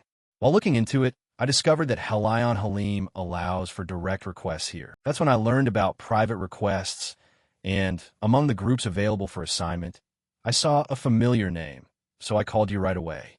Hearing that, Immortal and Dahlia were moved to tears. "Lady Gnome remembers our names?" "I, Dahlia, am truly and deeply honored." Marin was bewildered. Is it really that emotional? He also directly asked about the situation. "By the way, did you return to your homeland? Why are you staying in a human village?" Her voice dropped as she explained, I wanted to learn an important technique. As you know, we dwarves have spent our entire lives researching smithing techniques. Thanks to that, we possess weapon technology that no other nation can match. But because we focus so much on that, other techniques were neglected and gradually declined. As the Demon King approaches, the storms are growing stronger. Yet my fellow countrymen back home are only obsessed with making weapons. Meanwhile, the quality of life hasn't improved at all. This cannot be called true progress. But recently, I discovered a wonderful technique in the human kingdom. A technique so vital that even we dwarves must admire it. The gnome rested her chin on both hands, looking mysterious. And that is, when she gave the answer, her face was incredibly serious. Cooking. Before 3 faces that were turning pale with shock, the gnome continued. I was truly amazed when I tasted human food. From the cooking utensils to every method of processing ingredients, humans have developed wonderful techniques. Culinary-related techniques have declined to the point of nearly vanishing, forgotten in favor of smithing. Craftsmen think as long as they're good with a hammer, it's enough. Food doesn't matter. Her fist tightened. So, I have made up my mind, the gnome declared with full determination. I will not return to my homeland until I have fully mastered cooking techniques to my own satisfaction. If you're willing, please tell me about your food culture as well. After finishing her explanation, she softened. Now, enough about personal matters. Marin lowered his head, looking gloomy. A second later, he suddenly snapped back, his attitude turning bright. Before finishing, the gnome added one more instruction. Listen carefully to the details and notes regarding the request I have for you. Immortal replied, Yes, understood. Scene changed to a nighttime dungeon. Immortal cried out, It's pitch black. I told you we should have brought a lamp. Dahlia reminded Immortal, Light it up. She raised her arm, and immediately a brilliant flash of light appeared. Golden orbs floated around her. It was bright enough to see clearly now. Dahlia read the list of items to find. What we need to find is a special kind of mineral, white with red flecks, and the thigh bone of a monster that appears in this dungeon. Immortal peered around. There are no minerals or monsters anywhere around here. She replied according to the map. We have to go a bit deeper. It should be right around here. Marin, wearing his iron helmet, thought to himself, I wonder which monster would taste good? What kind of food do dwarves hate? If this is part of the process to save the declining culinary culture of the dwarves, maybe they won't be as picky about monster meat as humans are? As long as it looks appetizing, it should be fine. The two of them glanced at him as he muttered, Marin, he's only thinking about stuffing that stuff into their mouths. If we let Lady Gnome eat that, our heads are going to roll. Both of them shared the same thought. We must stop him from bringing monster meat back at all costs. Immortal told herself. First, I have to redirect his thoughts. Suddenly, she pointed in one direction and cheered. There's a mineral over there, Dahlia observed carefully. This color isn't the one we're looking for. It seems what we're searching for isn't here. Immortal then suggested. Let's go a bit deeper inside. Suddenly, Dahlia's sharp ears caught an unexpected noise. Wait, what was that sound? Immortal became tense. Something is coming this way. Where? Suddenly, a pile of dirt collapsed onto her. Dahlia screamed. Immortal. A moment later, when things settled down, she went over to help Immortal up. Are you okay? She stammered. I'm fine. But look over there. Dahlia also looked in the direction Immortal was pointing and was startled. Right there in front of them was a massive, imposing monster, a catoblepus. A level 40 catoblepus appeared, looking ferocious. It let out a loud roar and charged forward. Marin calmly analyzed the situation. Its level isn't that high. So many adventurers tend to get careless. But the real danger is that single eye on its head. If you're unlucky enough to look directly into that eye, your body will turn to stone instantly. Dahlia hid behind a rock and shouted. Ready? Marin, stick to the plan. You pin it down. We'll charge. Right after that, he closed his eyes and lunged straight through. A catoblepus is easy to catch if you can disable that eye. As long as it's destroyed, they'll both be safe. Suddenly, a sharp horn unexpectedly lunged straight at Marin. He was sent flying by the catoblepus's headbutt. Immortal and Dahlia cried out in panic. Marin! Marin! Are you okay? Marin decisively reached out and grabbed one of its horns, digging his toes firmly into the ground. His whole body trembled as he held back the catoblepus. Seeing this, Immortal and Dahlia reacted quickly. Now, let's jump in too. Just a little more. Suddenly, Marin leaned back slightly. Then he suddenly used all his strength to slam his ironclad head directly into the stone on its forehead. The other two's lips twitched. Hey, we'll handle the rest. Marin, that's enough. The Catablipas let out a shriek and spat out a mouthful of green liquid. That stuff splashed onto Marin's helmet. The helmet fell off, but he just sighed a bit. My iron helmet broke. Immortal reached down to pick up the helmet, then turned and smiled at him. It's for the best. Now you have an excuse to throw away that annoying piece of scrap metal. Marin tilted his head slightly. But I feel uneasy if I'm not wearing a helmet. In that single second, Immortal was completely defeated by that face.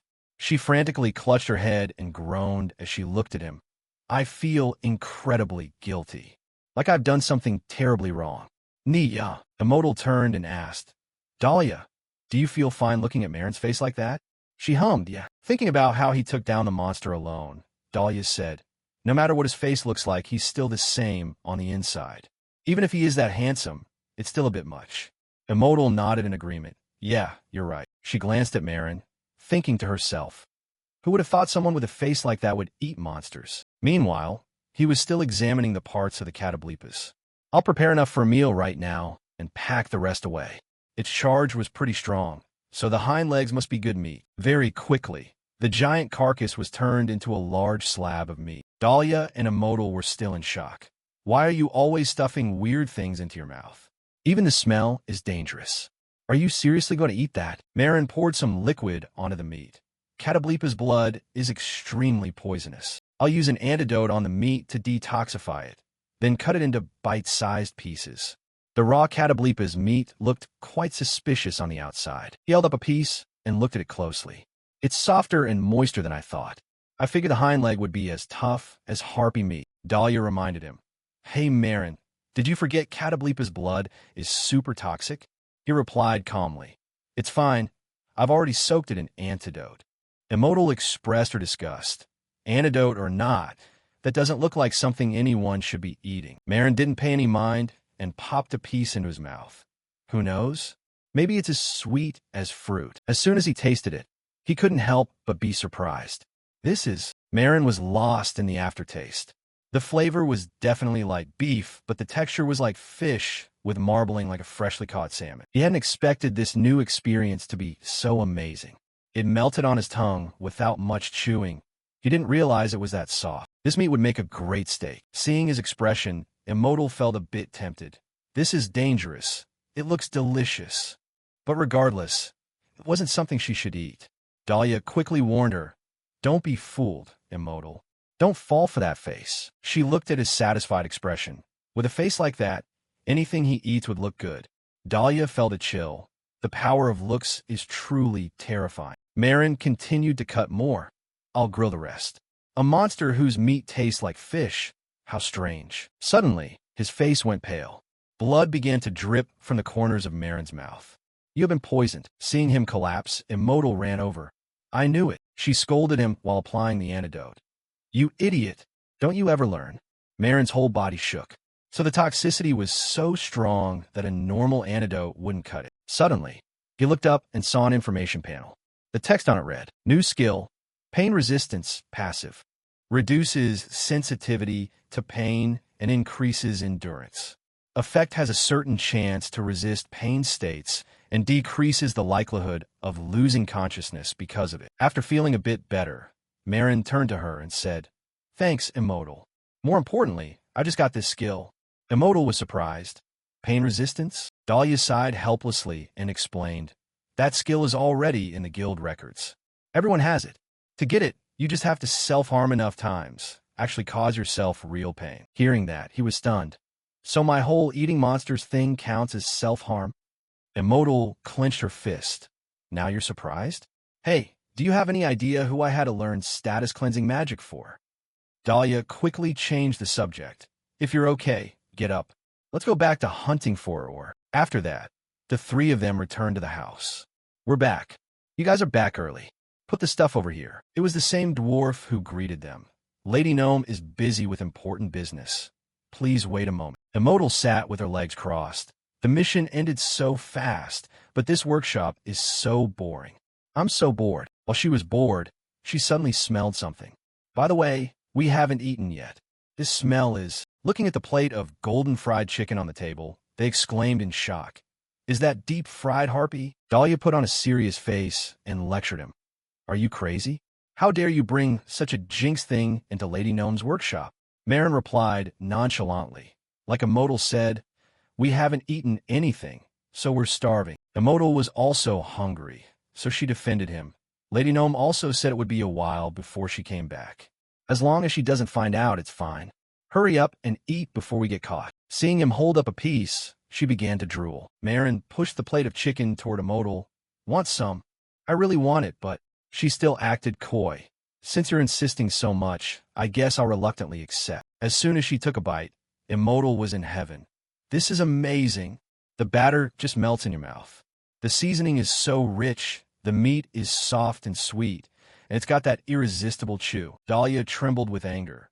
Immortal, you traitor. She jumped and made an excuse. I didn't have a choice. We have to finish it all before Lady Gnome gets back. Speak of the devil. And she appeared.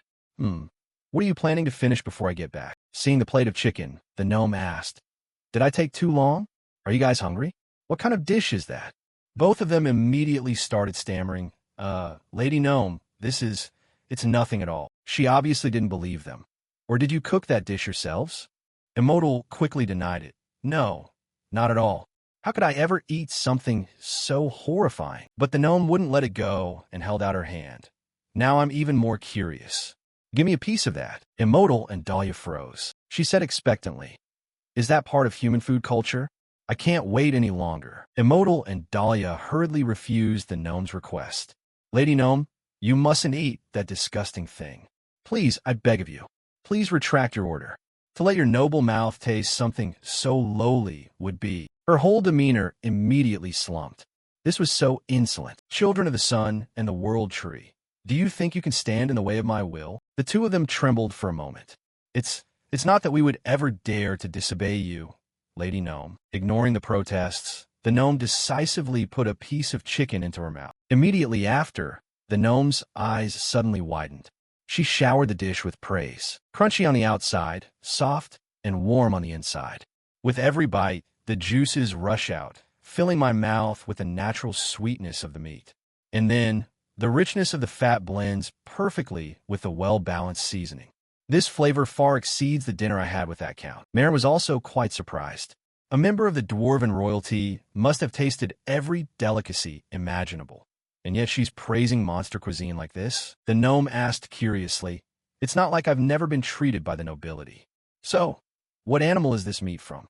Perhaps goose wings, or suckling pig liver like the humans raise. She was determined to know. Tell me now, what kind of meat is this? Immortal stammered. It's... The gnome spoke sternly. I said, tell me now. Where did you get something this delicious? Finally, she struggled to force out every word. Harpy meat. The gnome questioned her back. Harpy? Is there a breed of bird that humans raise called a harpy? Immortalix plan tremblinori. No? This is the meat of the monster bird harpy, the kind with the face. As soon as she heard that, the gnome fell into a dead silence. Harpy. Harpy meat. The soldiers behind her wanted to charge forward. Lady Gnome has been so kind to you, and yet you dare to feed her such a disgusting thing? This insolence is unforgivable. Physicians, examine Lady Gnome immediately. She might have been poisoned. Marin raised his hand to speak. I removed all the toxins during preparation, so it should be safe. Two dwarves interrogated him. Are you the one who cooked that vile thing? We will take you back to the capital for execution. Suddenly, the gnome raised her hand, signaling them to stop. It's all right, I'm fine. Lower your weapons. They tried to stop me, but I ate it of my own accord. It's not their fault. Therefore, I shall grant them a pardon. But the fact that this dish is made from harpy meat, it truly amazes me. Even knowing the ingredients, I still can't deny its exquisite flavor. Gnome asked curiously, are all other monsters just as delicious when prepared this way? Marin answered honestly, no, many types are inedible. They aren't all necessarily as good as harpy. She rested her chin on her hand, considering it seriously. The preparation method can make monster meat taste even better than livestock. This is definitely worth researching. We must start by classifying edible monsters and determining which ones can be detoxified. Suddenly, the gnome remembered something important. Come to think of it, I heard your weapons broke while completing my request. He replied, yes. Then she declared, not only did you deliver the items I requested excellently, but you also gave me a taste of a rare delicacy as a special favor. I will personally forge new weapons for all of you. As soon as the words were out, both Immortal and Dahlia were struck with total shock. What?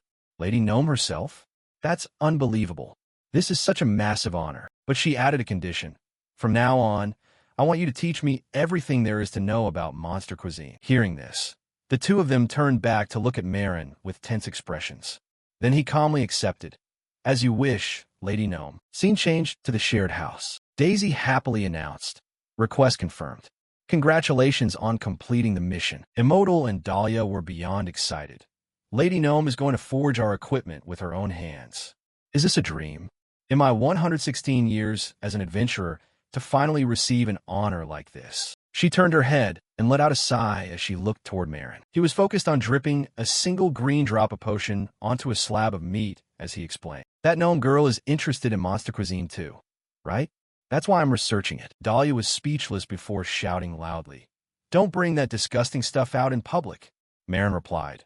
But I need to check the antidote ratio right now. Suddenly, Daisy remembered something. Master Marin Glass, I have news regarding your previous request. There are only a few requests left from the Western continent. Are you interested? He wondered. But didn't you say before that the West was a restricted area? Can a team that just reached B rank go there? She replied, of course. Daisy explained. Actually, Lady Gnome was very pleased with your team's performance. She even wrote a letter of recommendation for the Chaos crew. Because of that, your team's reputation with the guild has skyrocketed, so we can finally investigate the Mad Dragon. Marin asked carefully for more details. Do we have to decide right now? She smiled slightly. These requests are first come, first served, so the sooner the better. Hearing that, he glanced toward Immortal and Dahlia. But I haven't heard Dahlia and Immortal's opinions yet. Marin went over to ask the two of them, Dahlia, Immortal, what do you think? About that dragon I'm looking for. I heard there's a guild in the west that has information on it. If you both agree, I'd like to head west. Suddenly, Marin was cut off. Why do you keep asking? It turned out Immortal and Dahlia didn't find it to be as big a deal as he had imagined. You don't need to be so hesitant about every little thing. This is related to that goal you mentioned, right? Plus, taking high-rank requests helps us level up faster anyway. Finally, Immortal cheered and declared, then our next request is the west. Marin replied softly. Thanks, Dahlia, Immortal. Daisy pulled up the list. All right, I'll register the Chaos crew. Accepting the request for the Western continent. Suddenly, Dahlia nudged him. Hey, look at that. They looked toward the gathering crowd. What's going on? The guild entrance is so noisy. Someone peeked through the window. What is it? Down on the street, a line of carriages was passing by. Everyone was buzzing with excitement. So many servants. Is some noble arriving? A girl stepped down from the carriage. Finally, I'm here. The place that holds my newest treasure, Bonita Gedimado. Her appearance made everyone even more curious. No way, the great Count Gedimado family? Her territory is among the top 5 wealthiest on the continent. Why is she here? Naga hurried forward and bowed respectfully. Countess, what brings you here so suddenly? If you state your business, we will prepare a seat and handle it immediately. But Bonita only threw back a cold stare.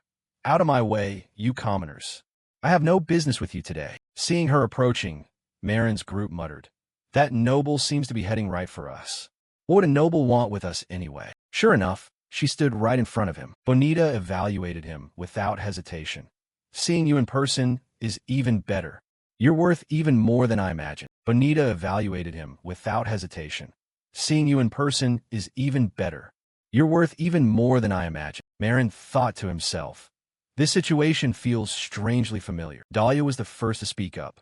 Hey human, what do you think you're doing? Just barging in here like this. Suddenly, she raised her voice. I've made up my mind, Bonita declared. You, a creature of unparalleled beauty. I will take you to a place worthy of that face. Be mine. Immortal, who had been listening silently, prepared to lung forward. Are you crazy? Marin isn't an object. Suddenly, a group of people appeared to block them. They were furious but couldn't do a thing. These guys. Bonita covered her mouth and gave a light laugh. All right, let's leave this wretched place. Meanwhile, Marin remained silent throughout it all. Immortal and Dahlia tried to stop Bonita's actions. Marin, who on earth is this woman? Is she an acquaintance of yours? He could only clutch his head and sigh. No, she's not an acquaintance. But I know exactly what's happening. In the past, there was a noble who suddenly told me to become theirs, just because they thought my face was pretty. She continued to praise him. Your voice is beautiful too. I'll grant you the special privilege of using the finest room in my mansion. Immortal grew angrier by the second. How dare you just take him like that? Marin isn't a slave. Suddenly, her expression shifted. How does a lowly thing like you dare to speak so boldly? Don't forget that the only reason I haven't wiped out your noisy group is because you're companions of this handsome man. And did you just say slave? Not a chance. Look at those people over there. They all became mine for the same reason you did. And they're living happy lives. I'm nothing like those pigs who just force young, beautiful men and women in their territory to be their playthings and then throw them away when they're bored.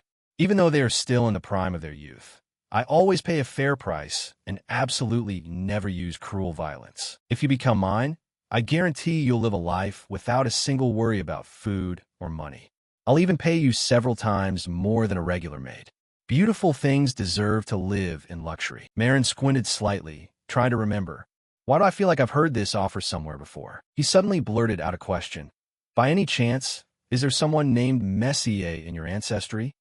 Hearing this, she became even more excited. Oh, I didn't expect you to know my grandfather. It seems you're quite knowledgeable about the nobility. Once confirmed, Marin recalled that look.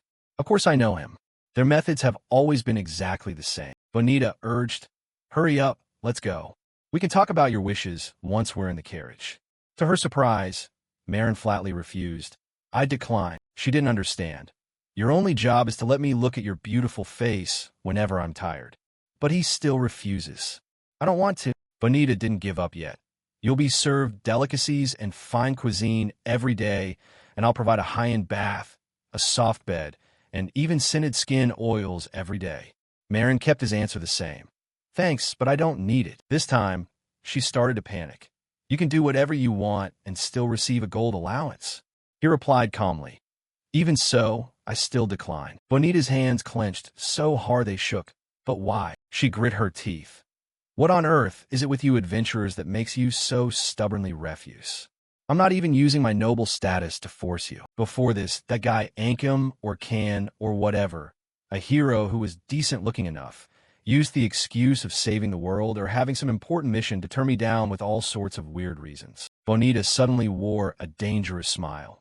If it's come to this, even if I have to turn him into a slave, I will definitely add him to my collection. Amidst the room full of people gathered to watch the spectacle, the magic orb also detected a bad omen. It seems quite noisy over there.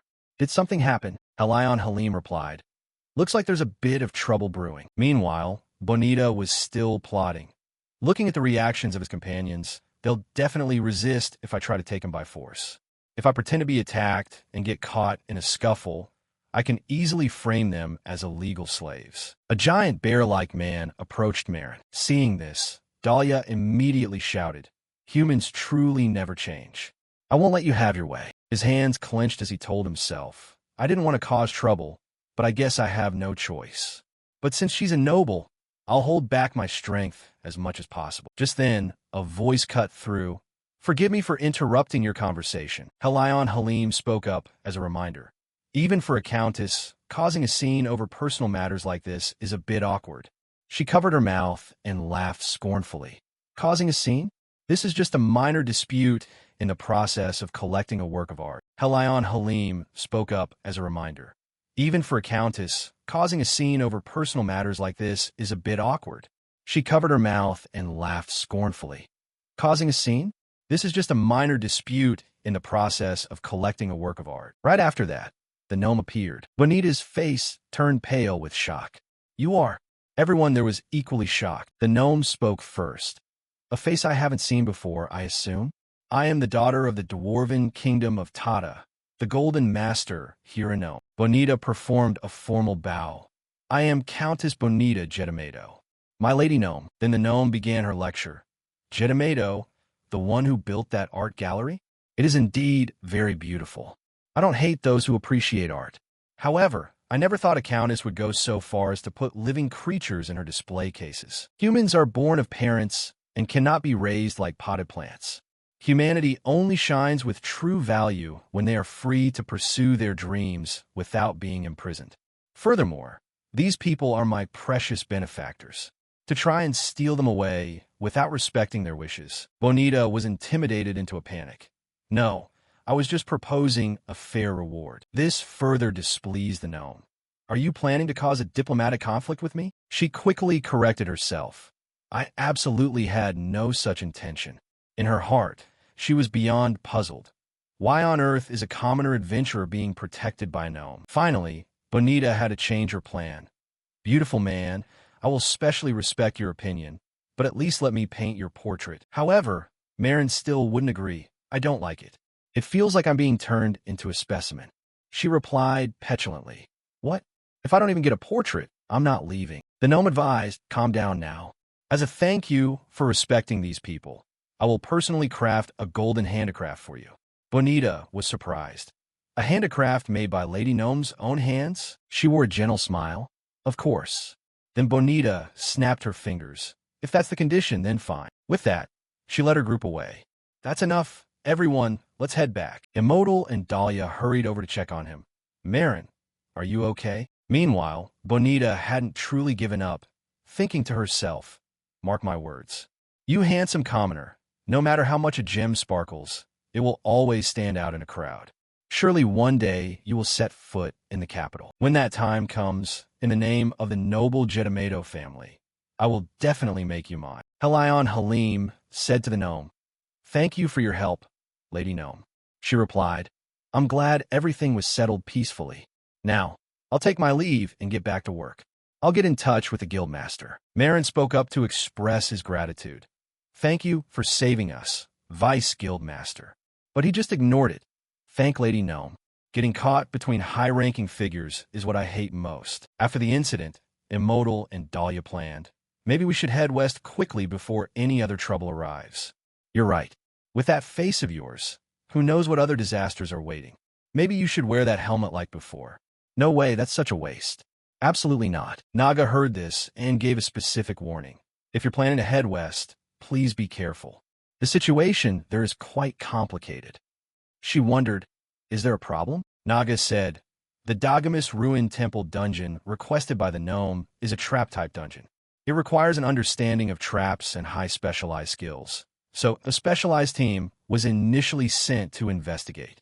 But they had a serious accident in the dungeon and still haven't woken up, which is why we're recruiting this time. I know your Chaos crew is skilled, but you should be cautious in that dungeon. It's a place where a single mistake in a split second leads to tragedy. They looked at each other with some hesitation. Is it really that bad? As expected, the West is different. It looks like we'll need to prepare very carefully. Marin silently stroked his chin. Dagamus Ruin Temple, huh? If I remember correctly, there are indeed many traps there, but the difficulty should still be manageable. If they formed a team specialized in traps, there's no reason they should have been wiped out at that level. He told himself, it's strange. Meanwhile, in a gloomy place, a powerful voice rang out. Before long, the Monster King will descend upon this land. The blood of those fools who refuse to submit to him will flow like rivers. We will offer up rotting flesh to create the body for the great Demon King. The crowd below blindly chanted along. Itterlim, Itterlim. He continued to brainwash everyone.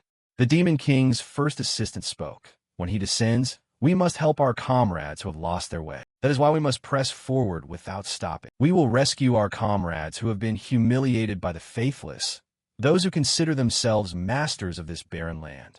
When the new era comes, we will all become the roots and the goodness of this land. Once again, strive to eliminate the pure blackness of the great Demon King. We must find and remove all the dirty white things of this world. He shouted, please pray that our martyrdom does not become meaningless. Each blind follower was led away like that. Adoc mundo iterum, iterum, iterum. The western continent, the vast wasteland, is a barren and desolate land. It was a land so dry that not a single living creature could be seen. Yet, explorers continued to flock to this desert region. Aop turned back to tell the group, we're almost there. We'll see the dungeon in just a moment. Immortal was out of breath. It's too hot. I'm gonna die. I didn't think it would be this hot. She slumped on the camel's back. We shouldn't have come here. We should have let that suppression team handle it. Dahlia frowned. It's a bit late to be complaining now. Immortal suddenly speculated. I bet that expert team won't be getting back on their feet anytime soon. Dahlia was quite surprised. I heard it was just a minor accident. He began to recount.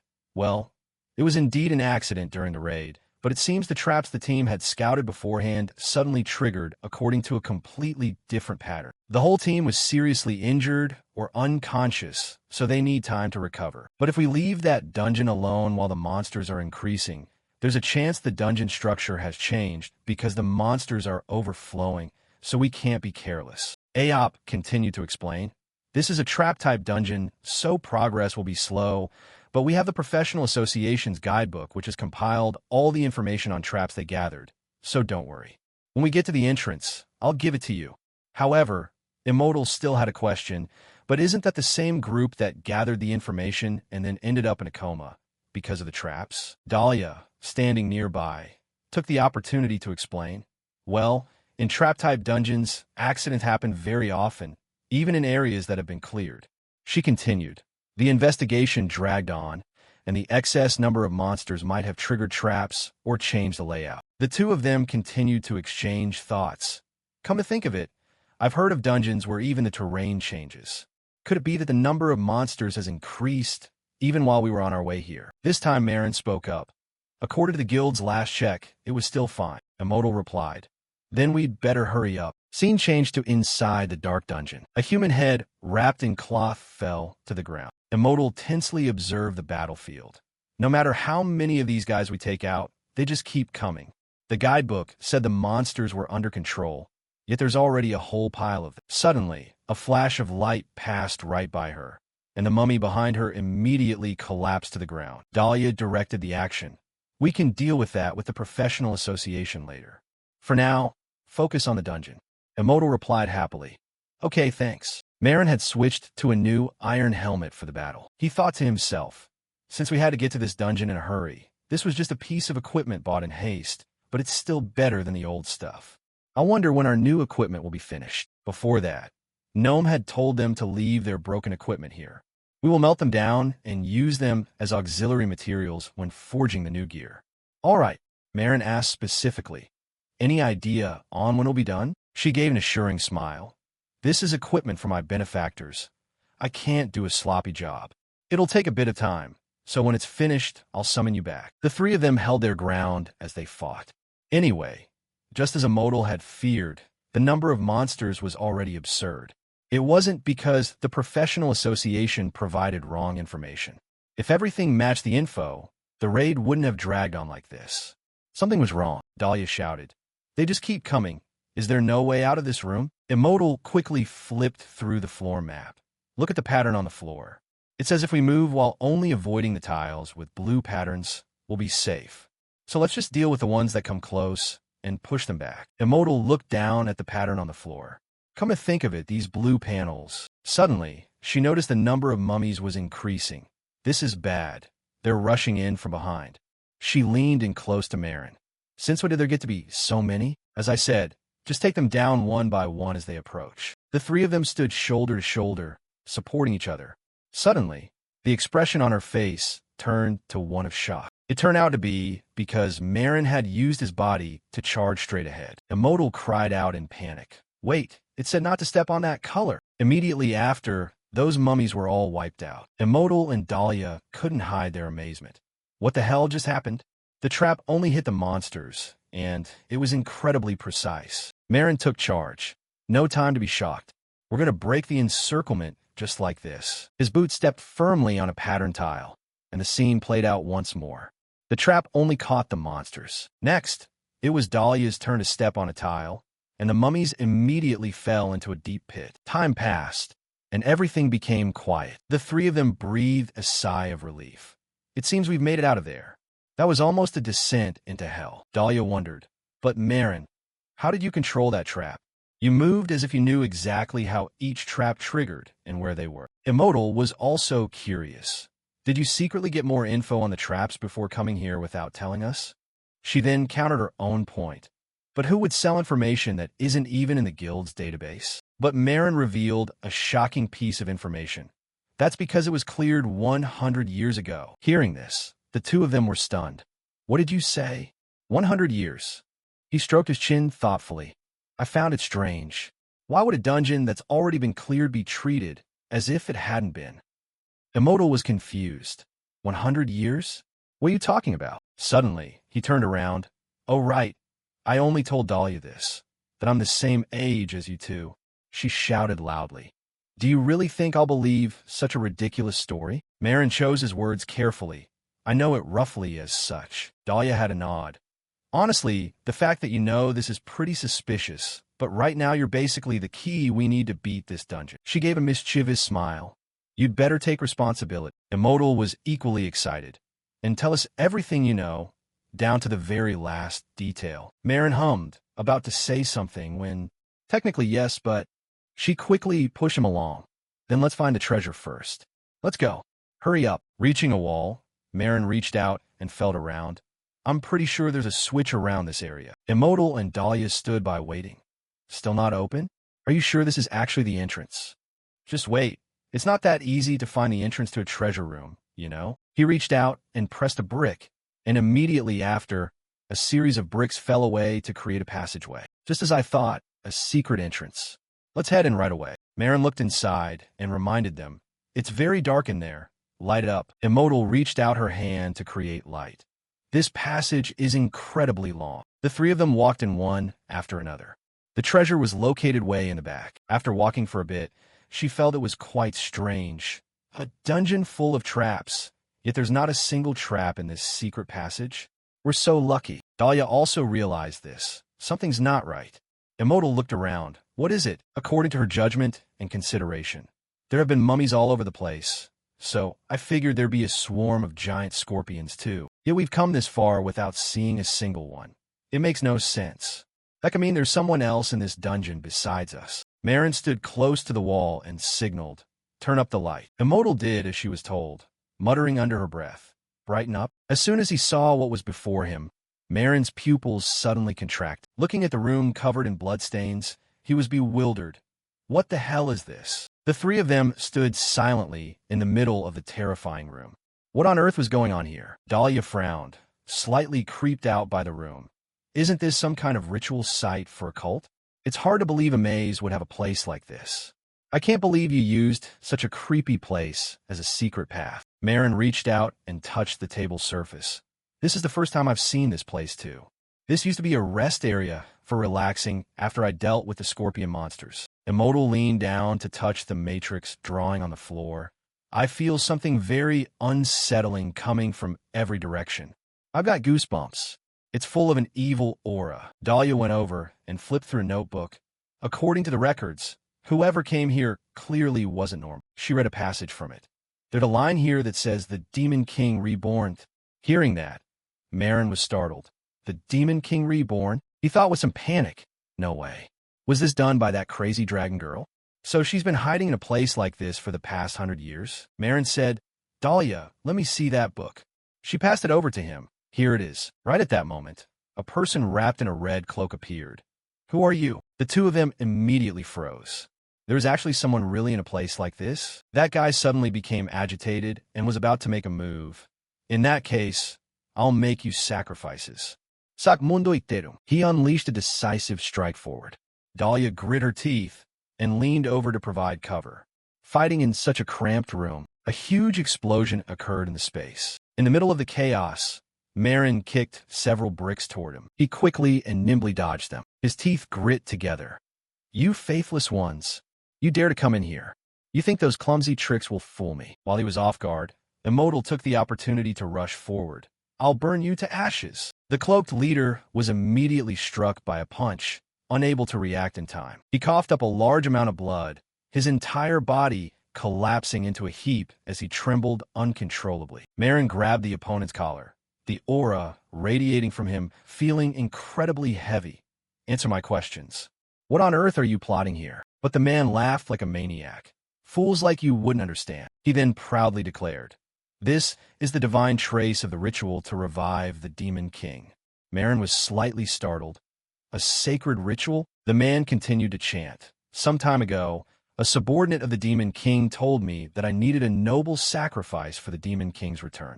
Do not dream of interfering with the great plan that His Majesty has established. His grip on the collar tightened further. Speak. Marin's voice dropped low as he leaned close to the man's face. Are you connected to that mad dragon? Speak up. Seeing this, Dahlia spoke up to calm things down. Marin, take it easy. We've already tied him up. We can interrogate him slowly. To their surprise, the cloaked leader's face turned bright red as he laughed and shouted, I will not go against his will. I offer these sacrifices to this land. Bomber Inferno. Immortal's face went pale. She rushed forward, desperate to pull Marin away. Marin, get away from him, fast. But very shortly after, a massive explosion occurred. Dust and smoke billowed up to the very ceiling. Fortunately, all three were safe thanks to a protective barrier. Immortal slumped down, exhausted from the effort. That was close. I didn't expect him to cast an explosion spell on his own body right in front of us. He helped her up. Thank you, Immortal. Are you all right? She reassured him. I'm fine. Just spent all my mana at once, so my legs are a bit shaky. It was then that Dahlia realized a serious problem. This guy just blew himself up. All the evidence has been burned to ash. Even if we report this to the guild, without evidence, it will be hard to request a full-scale investigation. If they act this drastically, could they be involved in something extremely dangerous? Marin finally explained. That dragon I mentioned, the one I want to kill, is conducting rituals to revive the Demon King. She was shocked. A dragon is trying to revive the Demon King? Marin elaborated on the intent. If she has accomplices for her plan, there might be many others secretly performing rituals like this. This person definitely knew that crazy dragon. He held a torn piece of black cloth in his hand. A question formed in Marin's mind. If that's the case, where is that mad dragon now? They discussed the door from earlier. Once you enter the secret passage, you can't go back out the way you came. That's right. The three agreed. Anyway, we should move through the melted wall. Marin fell silent. He just stood there quietly, gazing at it for a long time. Scene changed to a space filled with soft light. Here, Immortal's eyes sparkled. Looking at the pile of gold, she exclaimed in shock. This is insane. If I take this much back, my family can live in luxury for the rest of our lives. I could even find someone to love. To her disappointment, Marin exposed the truth. Immortal, everything here is fake. The moment you take it out of the dungeon, it will all turn into trash. Her spirit immediately deflated. No way. My dream of being rich. Dahlia kindly advised. Just consider it something that never belonged to you. Greed isn't good. Repeated section note. The Vietnamese text repeated Dahlia's advice here. Marin suddenly spotted an object in the distance. There it is. But the other two saw nothing. What? It's empty over there. Maron cherche el plesli. Impossible. After 100 years, it should have reappeared by now. What is that? A pillow. A strange wooden stake stood upright in the pile of gold. Suddenly Dahlia cried out in alarm. Immortal. Marin, something strange is happening over there. Why is it suddenly collapsing? She looked at the gold under her feet in confusion. The gold coins were flowing like water. Another trap? Marin stammered, unable to answer in time. No, this isn't. Before they knew it, a clawed foot appeared. The two looked up high. His eyes were a murky black, revealing nothing. This is... Suddenly Marin realized something. A sphinx. Why is the dungeon boss in the treasure room? Before they could grasp the situation, the sphinx spoke in a deep, somber voice. Whoever seeks my treasure, I shall grant you a trial.